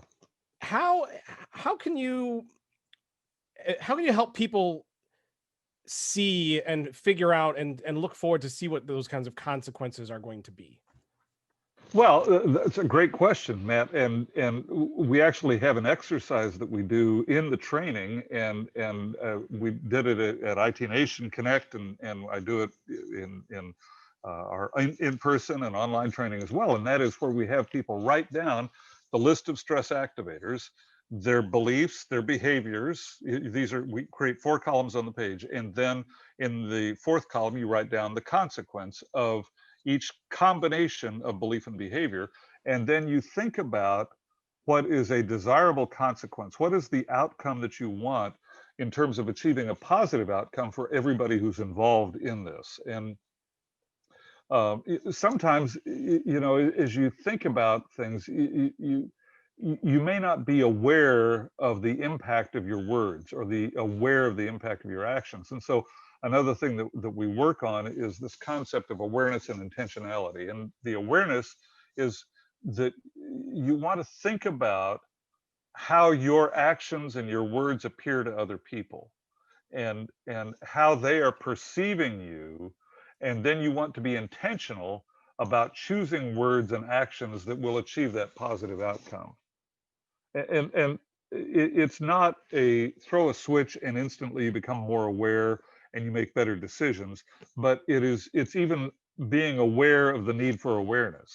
It's like metadata, where you're aware that you need to be aware, and so you start catching yourself more and more saying or doing something that has not produced positive results in the past.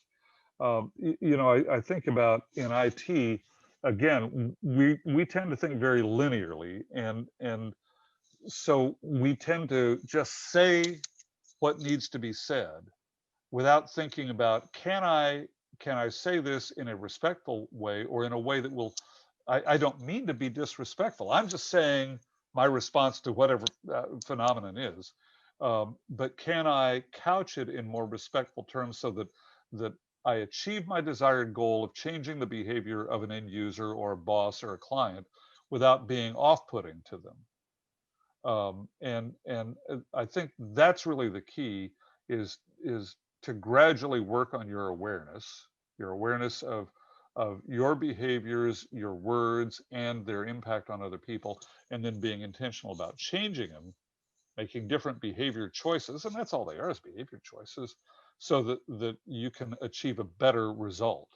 And sometimes people say, well, I don't care about that. Well, here's why you should, because it's your combination of your technical skills and your people skills that builds your career. Your technical skills are what allow you to do your job. It's your people skills that allow you to build your career. And if you look in any organization, I mean, I saw this in my career working in corporations as well, that you'd see somebody get promoted really fast up the ladder, even though you thought, well, they're not as smart as I am. They don't understand this technology. But what they did understand is people skills. And I'm not talking about people who, you know, are suck-ups. That's a whole other issue. These are people who just, they're people that you can respect, but maybe you don't think they're as smart as you are. And yet they get promoted ahead of you, and it's because they're easy to work with. They have empathy. They put themselves in the other person's position. They're good listeners. They treat everybody with dignity and respect. And you guys mentioned the 5 Principles book. The 5 Principles are competence, compassion, empathy, being a good listener, and treating people with dignity and respect. And I mean, that's it in a nutshell. And that's why that matters. That's why people skills matter, so that you can accelerate your career. So one other thing that you mentioned that I want to back up to that I thought was really interesting and I think would be helpful is on the stress management side. I agree. Identifying consequence and being and improving awareness and being able to get better results will help. But what other ways can MSP and IT professionals, like, what other things that can they do to also help mitigate and manage a lot of that stress? Well, so first of all, go back to the original comment about identify what's within your control and what's outside your control. And I'm not going to talk politics other than to say the election that took place recently, your control is in your vote. After, unless you're with the county, elections commission or something like that, you have no control. And so no matter who you voted for, no matter who you supported, you got to just let go of that and let them do their job. Now, if there's issues, then they'll be sorted out, but you and I don't have control over that. And so there's no point in getting all worked up over it. I was on an airplane a couple of years ago, and they had the plane loaded, and they backed away from the gate, and then the captain came over to the PA and said, "Ladies and gentlemen, we've discovered a technical mechanical problem with the plane. I'm not comfortable flying it, so we're going to go back and deplane and see if we can get a different aircraft." And there was a woman 2 rows behind me who popped a cork. She went ballistic. And I'm thinking, well, man, pilot doesn't want to fly this airplane. You sure you want to ride on it? But I thought about it. I thought, she had no control over that. Here's what she could control. What she could control is take a breath, take a deep breath, maybe take 2 or 3 deep breaths, and bring yourself back down, and then get on your phone and call the airline or your travel agent and find out what your options are. And so as MSPs or anybody else work to deal with the stress, first of all, identify what's within your control and deal with that, and let go of what's outside your control. Sometimes easier said than done, but some of the things that you can do to let go are to listen to music. So you put on, George Strait or Drake or Bach or whatever you like, that is uplifting, calming music. And you can do deep breathing exercises, which are incredibly powerful. So when you find yourself getting stressed, you close your eyes and you breathe in through your nose to a count of 5. And I'm not going to do it now, but it's very powerful. And then you wait for a moment and you exhale through your mouth to a count of 5. When you're getting ready to deal with that tough client, that's a great exercise to bring yourself down, to go for a walk, to get outside. Another thing that we in IT do a lot of is we sit hunched over a keyboard, right? I have a friend who's a professional musician, and during the heavy rehearsal season, Elizabeth sometimes will play piano or organ for 12 to 14 hours a day. And it's remarkable that she has the endurance and the stamina to do that. I asked her about it, and I noticed that when she plays, whether she's playing piano or organ, she sits up perfectly straight. I mean, her back is like a yardstick. And she said when she was working on her master's degree, she noticed that she was getting really tired. And so she asked her instructor about it. And he said, well, let me see you play. So she sat down and played hunched over the keys, right? Does it sound familiar for IT people? And he said, sit up straight. And so she did. And she found that she had the stamina and the endurance to play for those long periods of time. If you're working on a master's degree in music, you're going to be doing a lot of practicing. And now as a professional musician, she does the same thing. And she is a church musician. She plays for the Pacific Northwest Ballet, Seattle Opera, and she is a repetiteur, which is somebody who coaches opera singers. So she'll play for hours and hours and hours, and she has the stamina because she sits up straight. I mean, I kind of went off on a tangent there, except that for those of us in IT, a lot of us who are on the phone all day, you know, with the earbuds or the headset, and we're sitting in front of the keys hunched over, or if you're a coder, you're sitting in front of the keys hunched over. Sit up straight, get an extra ball to sit on, and it will give you stamina, and it will change your perspective. The other thing that I would say, and this is going to lose your audience, I'll just tell you that up front, you guys, so just say goodbye to them. But there's an old joke in IT that if it didn't come out of a vending machine, it's not food, right?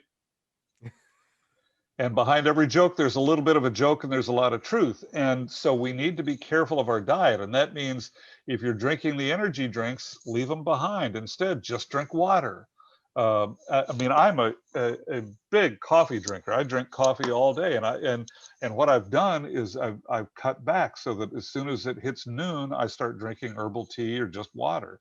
So check your diet, avoid processed foods, eat lots of fresh fruits and vegetables and grains, whole grains, and eat fish, and be careful about the processed foods that we eat. So those are some things that we can do. And I think also in the days of COVID and the economy and the frustrations of life in 2020, that it's important to have candid discussions about how you're feeling and your concerns and your anxieties, and to get those things out there and to recognize that that's normal and it's natural, and that, I mean, stress is our body's response to change, and good Lord, we've had a lot of change this year. So to have these discussions and to talk with people and not let it stay bottled up inside you is, I think, a really powerful technique for dealing with stress. So those are a few ideas. It's three great pieces of advice. What I really like about the first one about sitting up straight is that not only is that good advice about helping, you know, to be more energized and Right. and deal with stress, it's also chiropractor approved. That's right. It is. Yes, indeed. Yes. So you don't need to call my chiropractor because I already stand corrected. I love it. Rich, I believe you had another question you wanted to ask. Yeah, and I'll quickly note, you know, internet cut out on me in the middle of this interview, and I'm very proud of myself because I could not control that, and I did not let it stress me out excessively. I just waited for the internet to come back.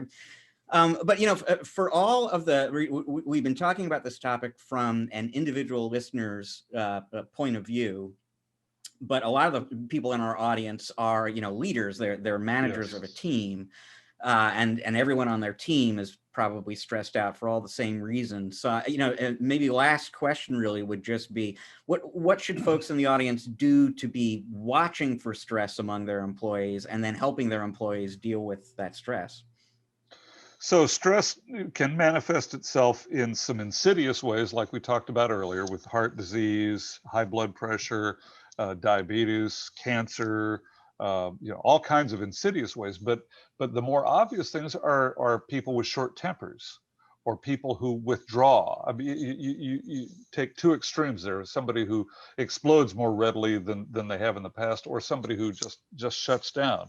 So if you see that, it's time to have a civil conversation and just say, you know, these are tough times and I want to be here for you. I want to support you. I want to help you. This is you as a leader of your organization. And so what can I do to help? And ask people how they're doing. Ask people how they're feeling and how are things at home. I always check in with my assistant and ask her how her family's doing. And I'm genuinely concerned, even though there's frankly not a whole lot that I can do about it, but to have these conversations and to recognize that if you're feeling stress, you're not alone, I think is really key. And to say, as a leader, as a manager, that I'm here to support you in whatever way I can, and we recognize that these are tough times. So I think that's a big start. Is this a good time to promote that I've got a product that might help on that? Plug away, sir. Okay. Well, this is a no-cost product that we've created. So I did this breakout session for IT Nation Connect on stress management, and we're going to take the core of that and enhance it and do some tweaking on it and make that session available at no cost to anybody who wants to show it to their teams. So if you're an MSP or a VAR or anybody else, if you would like to get that to show to your team, it's available at no cost, and I'll be happy to share it with you. Just send me an email, don@doncrawley.com, and I'll connect you with it. So yeah, that's the plug. and a great plug it was. And boy, oh boy, the time has flown by, hasn't it? But you did give an email address. Where else can people go to learn a little bit more about you and find your books?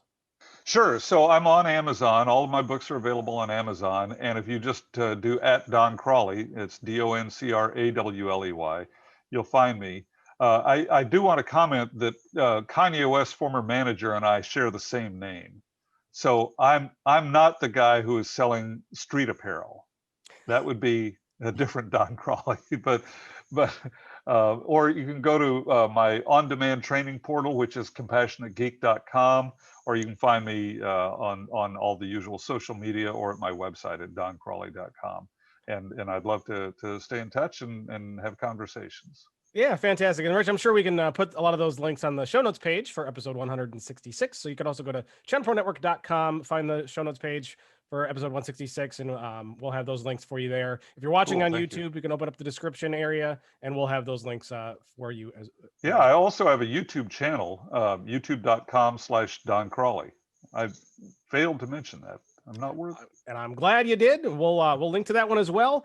And I want to say a big thank you for coming on and joining us and talking about this today. I mean, we could probably go on and talk a lot more about not only the stress management side, which is something that we all need, but also the compassionate side about customer service training and helping MSPs with that side of the business, and helping recognize those people. What did you call them? The non-technical people?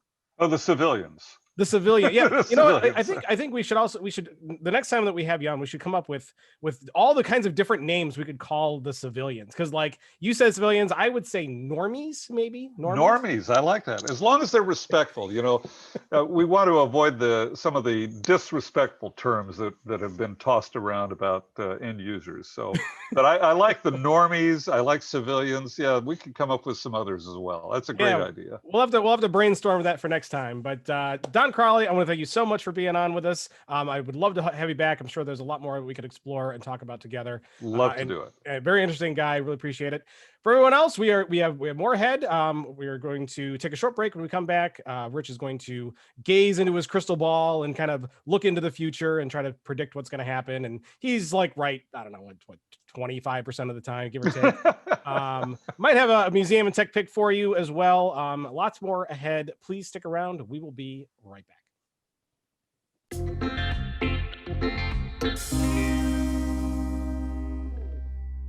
And welcome back to part 3 of ChannelPro Weekly. Rich, so we just finished up our interview with Don Crawley. I thought it was a great interview, and I thought we covered a lot of really interesting topics. I love some of the stories that he told, getting a little personal in some cases, but really, really interesting stuff. What did you think? Yeah, I totally agree, and it's there are lots of really great consultants out there who we talk to at ChannelPro and have on the podcast and so on, and they will typically talk to you about sales and marketing and pricing and bundling and operations and so on. This was a conversation about a part of the business that is also really important, but just doesn't get addressed nearly as often. And that was, I mean, quite honestly, that was why I reached out to the guy to begin with, was just this whole idea that this has been kind of a stressful year. So maybe we should talk to somebody who has some advice in that area and you know, can direct it specifically at IT folks. Yeah, for sure. So Chad, I know you didn't get a chance to see the interview, but I hope you go back and watch it because it was really good. And I definitely am going to check out a couple of those books. The Compassionate Geek sounds like a very, very interesting book. So go to the show sheet, folks, for this episode. And I did forget to say this on the other side, but of all of the stories and links that we talk about, we put links to all of those in the show sheet for this episode. So go to episode 166 and you'll find links to all the news articles and the All-Star Awards. If you're watching on YouTube, open up the description area. We put the links in there for you so you can go and you can check out these stories, because we're just kind of talking about our thoughts about them, usually at the surface, but there's usually more details and more stuff to learn. So make sure you go there and do that. So Chad, we have a little bit of extra time. So I think we would like to play a little game with you called 5 Questions. 5 Questions is a game that we've been doing it now for a little while. Everybody really seems to like it. So the way it works is we will come up with 5 questions off the top of our head to ask you. It could be about anything and everything. The deal is that Rich and I do not write these out in advance. We come up with them on the fly. So sometimes we can ask some pretty crazy stuff. Are you ready? You're going to get some pretty crazy answers then. Let's do it. That's what we're hoping for. It's all about ratings, baby. All right. Rich, first question to you. Let's see. You'll maybe find this hard to believe, but to my knowledge, I have never been to a Tim Hortons. Oh my. So you've got to tell me what right there. For those of you watching on video, what is the single best thing to eat at Tim Hortons? Well, I would prefer not to eat anything from there. To drink would be what I have right here is a large ice cap with a caramel shot, which I do like. Do they make donuts there? Isn't that kind of? See, that's the problem. Okay, now we're getting political. Okay, Tim Hortons used to have freshly baked goods, and it was phenomenal. I'm talking 20 years ago. You could get, when you go in there, just the smell was just amazing, right? And but now they're all brought in, like they're pre-made, brought in, and like basically reheated is what it is. And so, yeah, well, like a chocolate dipped donut or a croissant or that sort of stuff is fine. I mean, it's just not what it used to be. And so it really is tarnished. They played around with their menu a lot over the last several years. They've had like weird stuff on there. Like they've even had like chili, and then they had what was it, the fries? They call them like wedges or whatever. And they have sandwiches. I don't know. Their deli sandwiches aren't bad. I mean, but they're cold cut sandwiches. They are what they are. The soups are okay, but again, they're not homemade nice soup. It's just you can grab soup quick through a drive-through, and But the ice cap is okay. The coffee's not great. McDonald's actually. I'm going off. I don't know. I'm off of your question here, but McDonald's coffee. A lot of people who used to drink Tim Hortons really liked it. Moved to the McCafe, and there's something about the beans or something. It's beyond me, but apparently they like the taste better. So anyway, you're right though. If you've ever been to Canada, you would not be able to not go to it. Like you'd be by one. My very small town has a Tim Hortons. The other town, 10 minutes up the road, it's even smaller. They have a Tim Hortons. Everyone has at least. It's not do you have one, it's how many do you have. It's not like Starbucks in a big city. Like, you walk into a Starbucks and there's a Starbucks within the Starbucks. Yeah. It's I don't know how is it Dunkin' Donuts? Is that what you guys have a lot of down there? Is it Dunkin'? I mean, not nearly as much, but yeah, that's probably the biggest donut chain in this country, right? You say I would say they're the biggest donut chain, for sure. But they're certainly they are everywhere, but they're certainly a lot more prevalent, I think, in the eastern side of the country than they are on the western side of the country. But they're pretty good. They're pretty good. It's funny you brought up like McDonald's coffee, and I remember when McDonald's coffee was gross. Yeah. Oh yeah. It really wasn't all that long ago. No, and the lawsuit over being burned from it. Yeah, no, that but the McCafe thing, they have their frou fancy coffees and everything now, and even the regular coffees, I'm told, are maybe not up to the standards of the guy that balances his water coming out of his wall and hand grinds his beans. Maybe not for that guy, but for the general, I need a coffee.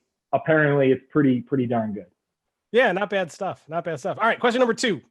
Earlier on, you said that that you were in the past, you were doing a lot of throwing spaghetti against the wall to see if it would stick. You have a 20-month-old. Has has he or she thrown a lot of spaghetti against the wall to see if it would stick in a literal sense? She and not spaghetti, but possibly everything and anything else. Yeah, okay, now you're just Are you gonna teach her how to throw spaghetti? She comes to work with me, so I don't know what's waiting for me outside of this door. Okay, and I thought I had a few more minutes not to think about that. You're gonna train her how to actually accurately throw spaghetti? I know you got. We're working. No. We're working on reading. You know, actually, prior to having her, I read over 50 books a year on average. I read a lot of books, and so I'm trying very hard. I don't know. 20 months isn't too young to be reading, so I'm trying to get her to read quietly. That's my goal. Read quietly. You know. Dad and you can sit and we can read books together quietly. Well, congrats on the 20-month-old. It's a good age. It's been a long time since mine were that age, but it gets easier and harder all at the same time. I know that doesn't make a lot of sense, but nope, it does. It does. It didn't 20 months ago, but it does now. It does. Does she talk? There's a question. Oh yeah, she says lots of things. You know, and she states her mind. It's the random meltdown thing that's just started in the last couple months is really my least favorite thing. It's like, why are you upset? Yeah, there's literally no reason to be upset right now. But you would think someone stole her favorite toy and, you know, and beat her or something. But no, her crayon is stuck behind something, or I don't know, like just nonsensical stuff. But no, her latest thing is there's a Japanese animation movie called studio called Ghibli, and this one show called Totoro. It's from 1988. And it's on Netflix Canada. Apparently in the US, you guys don't have it on your Netflix, which is amazing because usually you have stuff we don't have. But anyway, the whole Ghibli line is on there. And so I just randomly put this on one day when I couldn't tolerate Paw Patrol one more time. And she now, like, it's crazy how obsessed she is with the show. The theme song, she gets up and dances for the theme song at the beginning and the end. And now I don't know if she realizes that it's not acceptable to watch a show X number of times during the day, X being anything more than 0 or 1. And so she comes up and she goes, Totoro. And she just whispers, Totoro. It's like, I'm like, you know, everyone's going to know when we turn it on that you're watching it. But apparently if we whisper it, it's not as obvious. So that's her new thing. Started about a week or two ago, and I hope it ends sometime. It's super cute. Don't get me wrong, right? I'm trying very hard to enjoy every single day, and I'm very fortunate that I'm able to bring her to work with me, and that, you know, a lot of people don't get to spend that kind of time. So don't take for a second anything I'm saying is actually negative. It's just, you guys know how it is. Some days are more fun than others, and some parts of the day are more fun than other parts of the day. That I can attest and agree with wholeheartedly. Rich, question number 3 to you. Favorite winter sport? Favorite winter sport? Oh, that's a good question for a Canadian. So when I was a kid, we used to get a lot more snow here than we do now. And when I say get more snow, I mean snow lands, snow stays, snow doesn't go away. So I used to really enjoy snowmobiling. But the number of days you can snowmobile realistically here with a decent sized sled is pretty low. And I'm not a big fan of driving 4 hours to a cottage or whatever. So skiing would be my favorite wintertime sport. I can get to a ski resort in about 2 hours. And yeah, skiing. Skating is fun too. But skiing is my favorite. Skiing is a good one. All right, question number 4. We talked earlier about starting a band called Silos of Chaos. If we were to start a band, would you play any instruments? That's a good question too.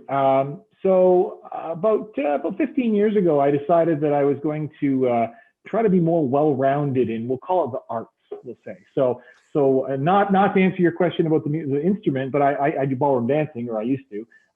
So I can do international style ballroom in almost all the 10 dances. For music, when I was a kid, I played guitar. As an adult, I mostly collect guitars. but guitars and piano. I definitely wouldn't be the best pianist in the world, but you know what? For our grungecore, nerdcore, or whatever we're doing, I can bang out a few chords, you know, with some effects pedals in line to my tube amp, and I'll crank it to 11, and we'll rock out. Final You know Cut what? style. Back in the 90s, some of the most popular bands, they knew like 3 chords. And That's what I'm saying. I mean, like, oh yeah, if you want to cover Nirvana with it, yeah, I can. We'll do some power chords. I can just leave off the, yeah, no problem. But I have a bass amp and guitars and piano at home, and mics, without having to actually go purchase any equipment for our new venture. So. I love it. I'll send you the band membership agreement here soon. Rich, last question to you. And this might be a twofer I'm indulging in here, but what is the thing you most like and least like about visiting the U.S.? Oh, that's loaded. That's loaded. What's the rating on this show? Is this R? Is this a? No. So what's interesting. So the thing I like the least is really 2 parts to that answer. Actually, one is just the traveling in general. When I was a kid, I don't know how familiar you guys are with New York, but upstate New York, Lewiston, New York. I used to go across the border every weekend to play a game called Warhammer at a store there. And as a kid, I grew up in Niagara Falls, actually. Niagara Falls on the Canadian side. I'm going to say that I didn't know the difference between Canada and the U.S., and I don't mean that in a literal sense. I mean, like, I just thought we were all the same. You know, I'd go across the border. Like, the border was more like a bridge as opposed to an actual border. And then after 9/11 happened and the border tightened up, it kind of gave me a bit of a sour taste in my mouth. And in recent years, I've seen that get even worse. And you know, I'm a fairly what do you call it, stereotypical looking guy with a 4-letter name, and so I don't have a lot of the problems that other people might. But I just don't like that. That's what I don't like. I liked when we were all kind of, you know, the same. You know what I mean? And what I like the most is when I come down there, you know, the hospitality and the people down there are just great. I've never really run into any issues while I'm there. Some of your big cities are a little bit sketchier than I'm used to. You know, all joking aside, you know, you can walk around downtown Toronto in the middle of the night and feel pretty safe. I've been in some of your major cities where that really wasn't the case. However, when I go to restaurants or when you know, everyone's just phenomenally, especially even in the South, even though the stereotype actually fits there really well. How, you know, the Southern hospitality thing. You know, when I was down for DattoCon, I was in Nashville and I was in Austin, and the just phenomenal. I have nothing but good things to say about the people that I met while I was down there. Very cool. Very cool. Well, thank you, Chad, for playing along in our little game of 5 questions, which was a little more like 6 or 7 questions in this case, but that's all right. You know what? We're the hosts. We decide how many questions we want to ask. But I really appreciate it. And if we get you back on to guest host with again, we'll hopefully have 5 fresh new questions to ask you. We'll dive into some of your experiences in Southern restaurants, because I bet there's a story there. Very cool. So we're going to move on and finish up a couple of our end of the show regular features. I do have a museum pick and a tech pick for you. And Rich, don't laugh when I show you my museum pick, because this is actually something we've never talked about on the show, and it's something that is overlooked and I think important. Okay, now I'm gonna hold it up. Now, don't laugh, Chad. Don't laugh. This is my museum pick. And for those who are listening, I am holding up what is basically a nondescript gray mouse pad. Right now, Rich, do you know how old this mouse pad is? No idea. You know what? I don't know either. But this thing has been in my laptop bag for as long as I can remember. And if I remember correctly, it was in my laptop bag in college. So this has been around a long time. This is an old mouse pad. This is my travel one that sits in my bag the whole time. Now, the one that's on my desk, I have changed out many times. And I'll hold this one up too. This is the one that's on my desk. And as you can see, if you're watching on video and the quality isn't terrible, it's very, very well used and in need of replacement soon. So why would I have a mouse pad as my museum pick? Because mouse pads are important. Okay, the mouse is the input peripheral of computers, right? And I don't know about you, Chad or Rich, but like when I travel, and I have my laptop out, I still really hate touchpads, especially if I'm really got to do a lot of work. So I have a mouse with me almost all of the time. And, here at my desk, I have a very nice mouse. I believe in good input peripherals, but I also believe in good comfort and good performance. And a mouse pad, it can be sometimes the difference between bad performance of a mouse and good performance of a mouse, as well as a huge difference of how much you enjoy and how your wrist feels when you are done mousing on a computer. Chad, you got a mouse pad there. Let's see yours. I've got this one right here. This actually, Robin Robbins actually gave me this one for free. But I had one prior to that looked the same, but was just a lot more disgusting. So the disgusting one is in the garbage, and this one is now here. But that wrist, if I don't have that wrist support, I get my hand it hurts. So we'll leave it at that. So you agree, a mouse pad is an important peripheral that often goes overlooked. It really disturbs me when I go in to clients and even technicians, and I see them using the desk as the mouse surface. I understand, like I've got the Logitech Anywhere, whatever. It's got the fancy laser, right? The dark laser. It will work on whatever. That's not the point. There's just something wrong with using the, and then we'll take this a step further. When I see how disgustingly discolored your desktop is because of years of oils and sweat going in. No, you've ruined a perfectly good piece of furniture, all because of why? Because you wouldn't put down mouse. No, it's just wrong. Fundamentally wrong. Agreed. Rich, yeah. Now, do you have a mouse pad, a favorite mouse pad that you have?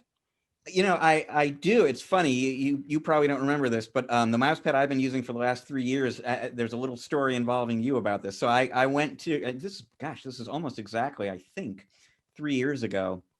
I went to an HP conference, and in the swag bag, yeah, you're nodding, you remember this now. In the swag bag, there was this big box, and I opened it up and pulled it out, and inside the box was this immense mouse pad. I'm still using it now. It's got to be 1.5 feet or so tall, and 2.5, maybe even 3 feet long. It's giant.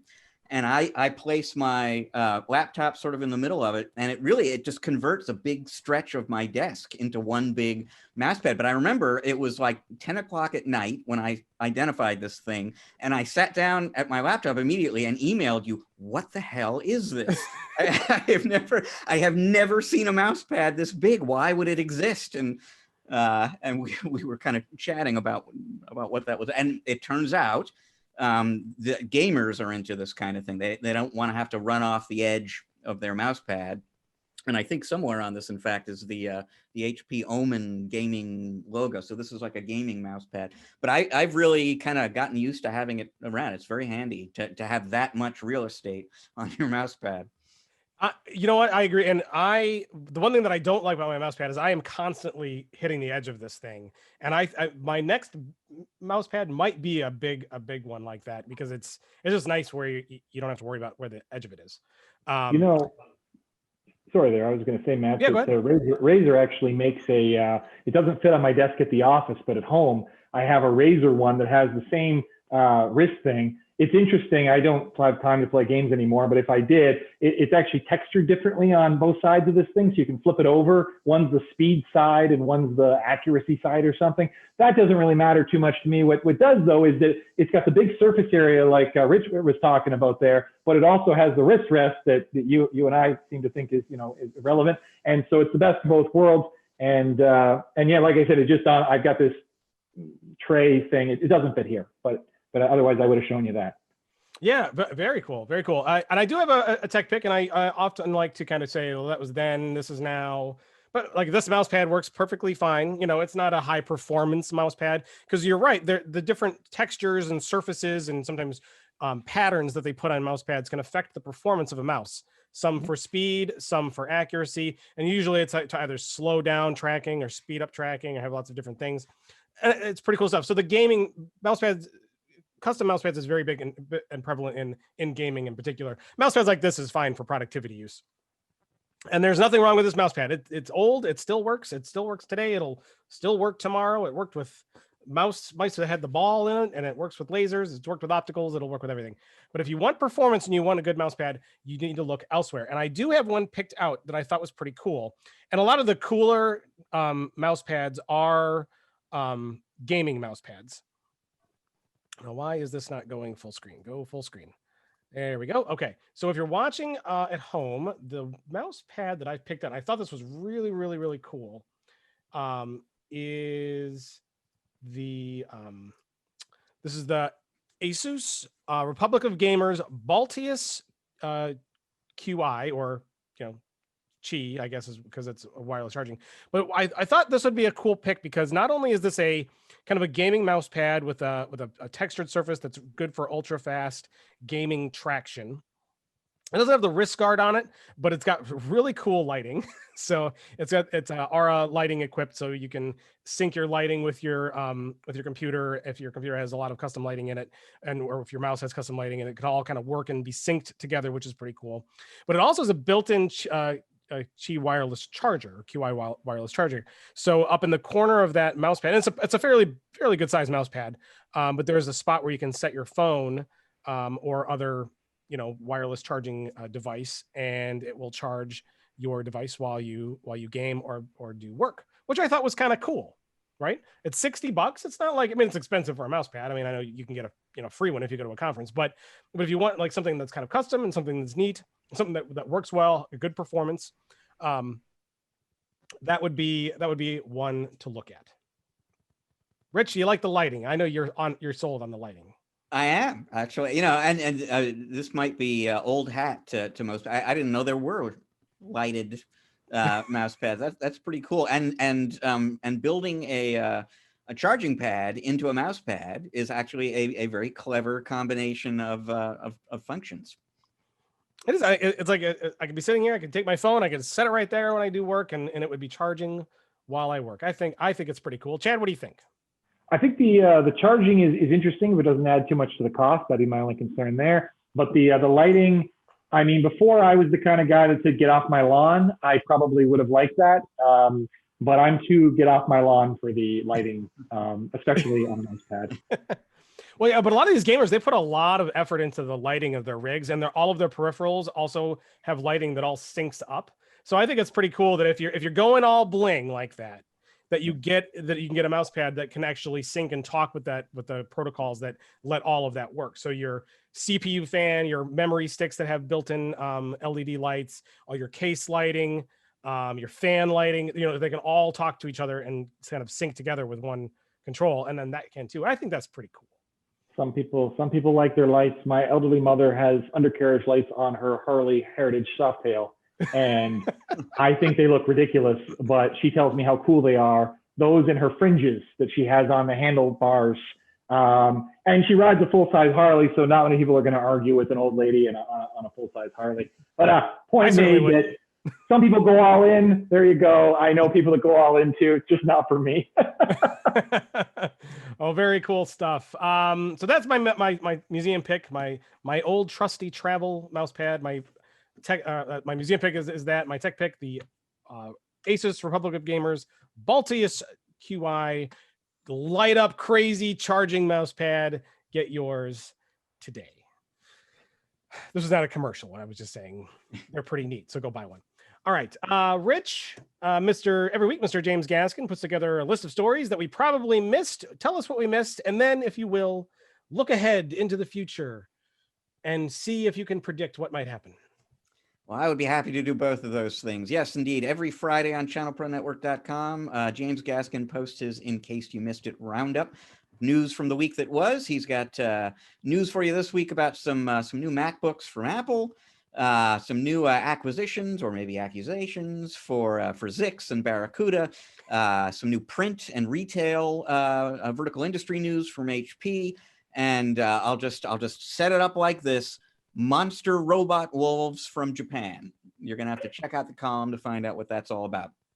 And then looking ahead to next week, Synex is going to be doing the fall meeting of their Varnex community online, of course, and looking forward to attending that. SonicWall has a conference coming up online as well that they're calling SonicWall Boundless, and they will be kind of talking about their new 7th generation technology there. D&H is doing another one of their online thread events next week. And a little cloud news, a little security news, and I can't really say who's involved, although I'll just say the security news, actually the media was briefed about the security news this morning. And I got an email from their PR folks that said we're going to be doing a webcast, letting you know what this is all about at 8:30. And I just figured, well, 8:30, and I put it down for 8:30 Pacific time on my calendar, and discovered this morning it was actually 8:30 Eastern time. 5:30 Pacific time in the morning is when they had that press conference. But we're on top of things here at ChannelPro. So early. I wouldn't want to get up at 5:30 in the morning for a press conference. That's early. Well, and that is going to wrap up episode 166. Thank you all for sticking with us. A little bit longer show this week, but you know what? Put us on in the background while you're doing your job. Listen in while you're doing other things. Learn and laugh and with us each and every week as we put out new shows.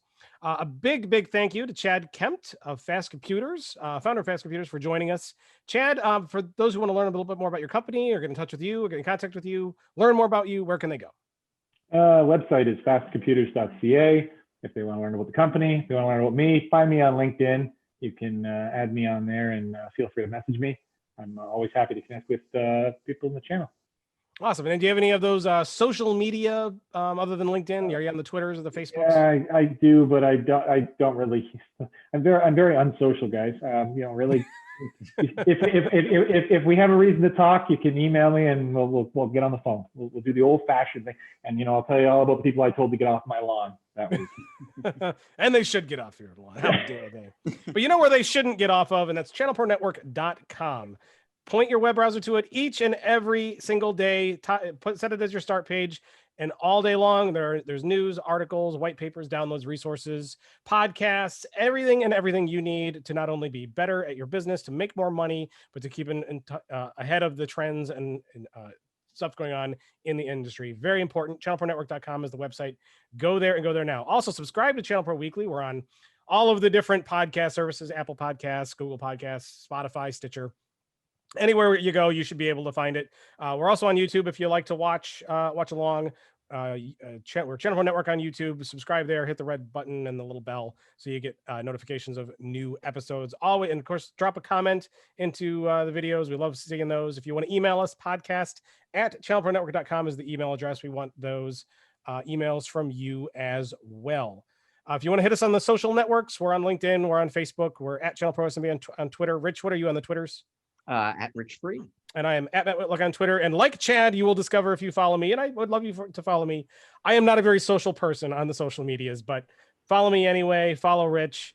And in that off chance, once a year I make a post, you'll see it. And won't that be fun? So with that, I believe we're going to wrap up there. Thanks again to Chad Kempt for joining us. Big thanks to Don Crawley from the IT customer service expert and author of Compassionate Geek for joining us. Great interview there. And we will see you all in episode 167 next week. See you then.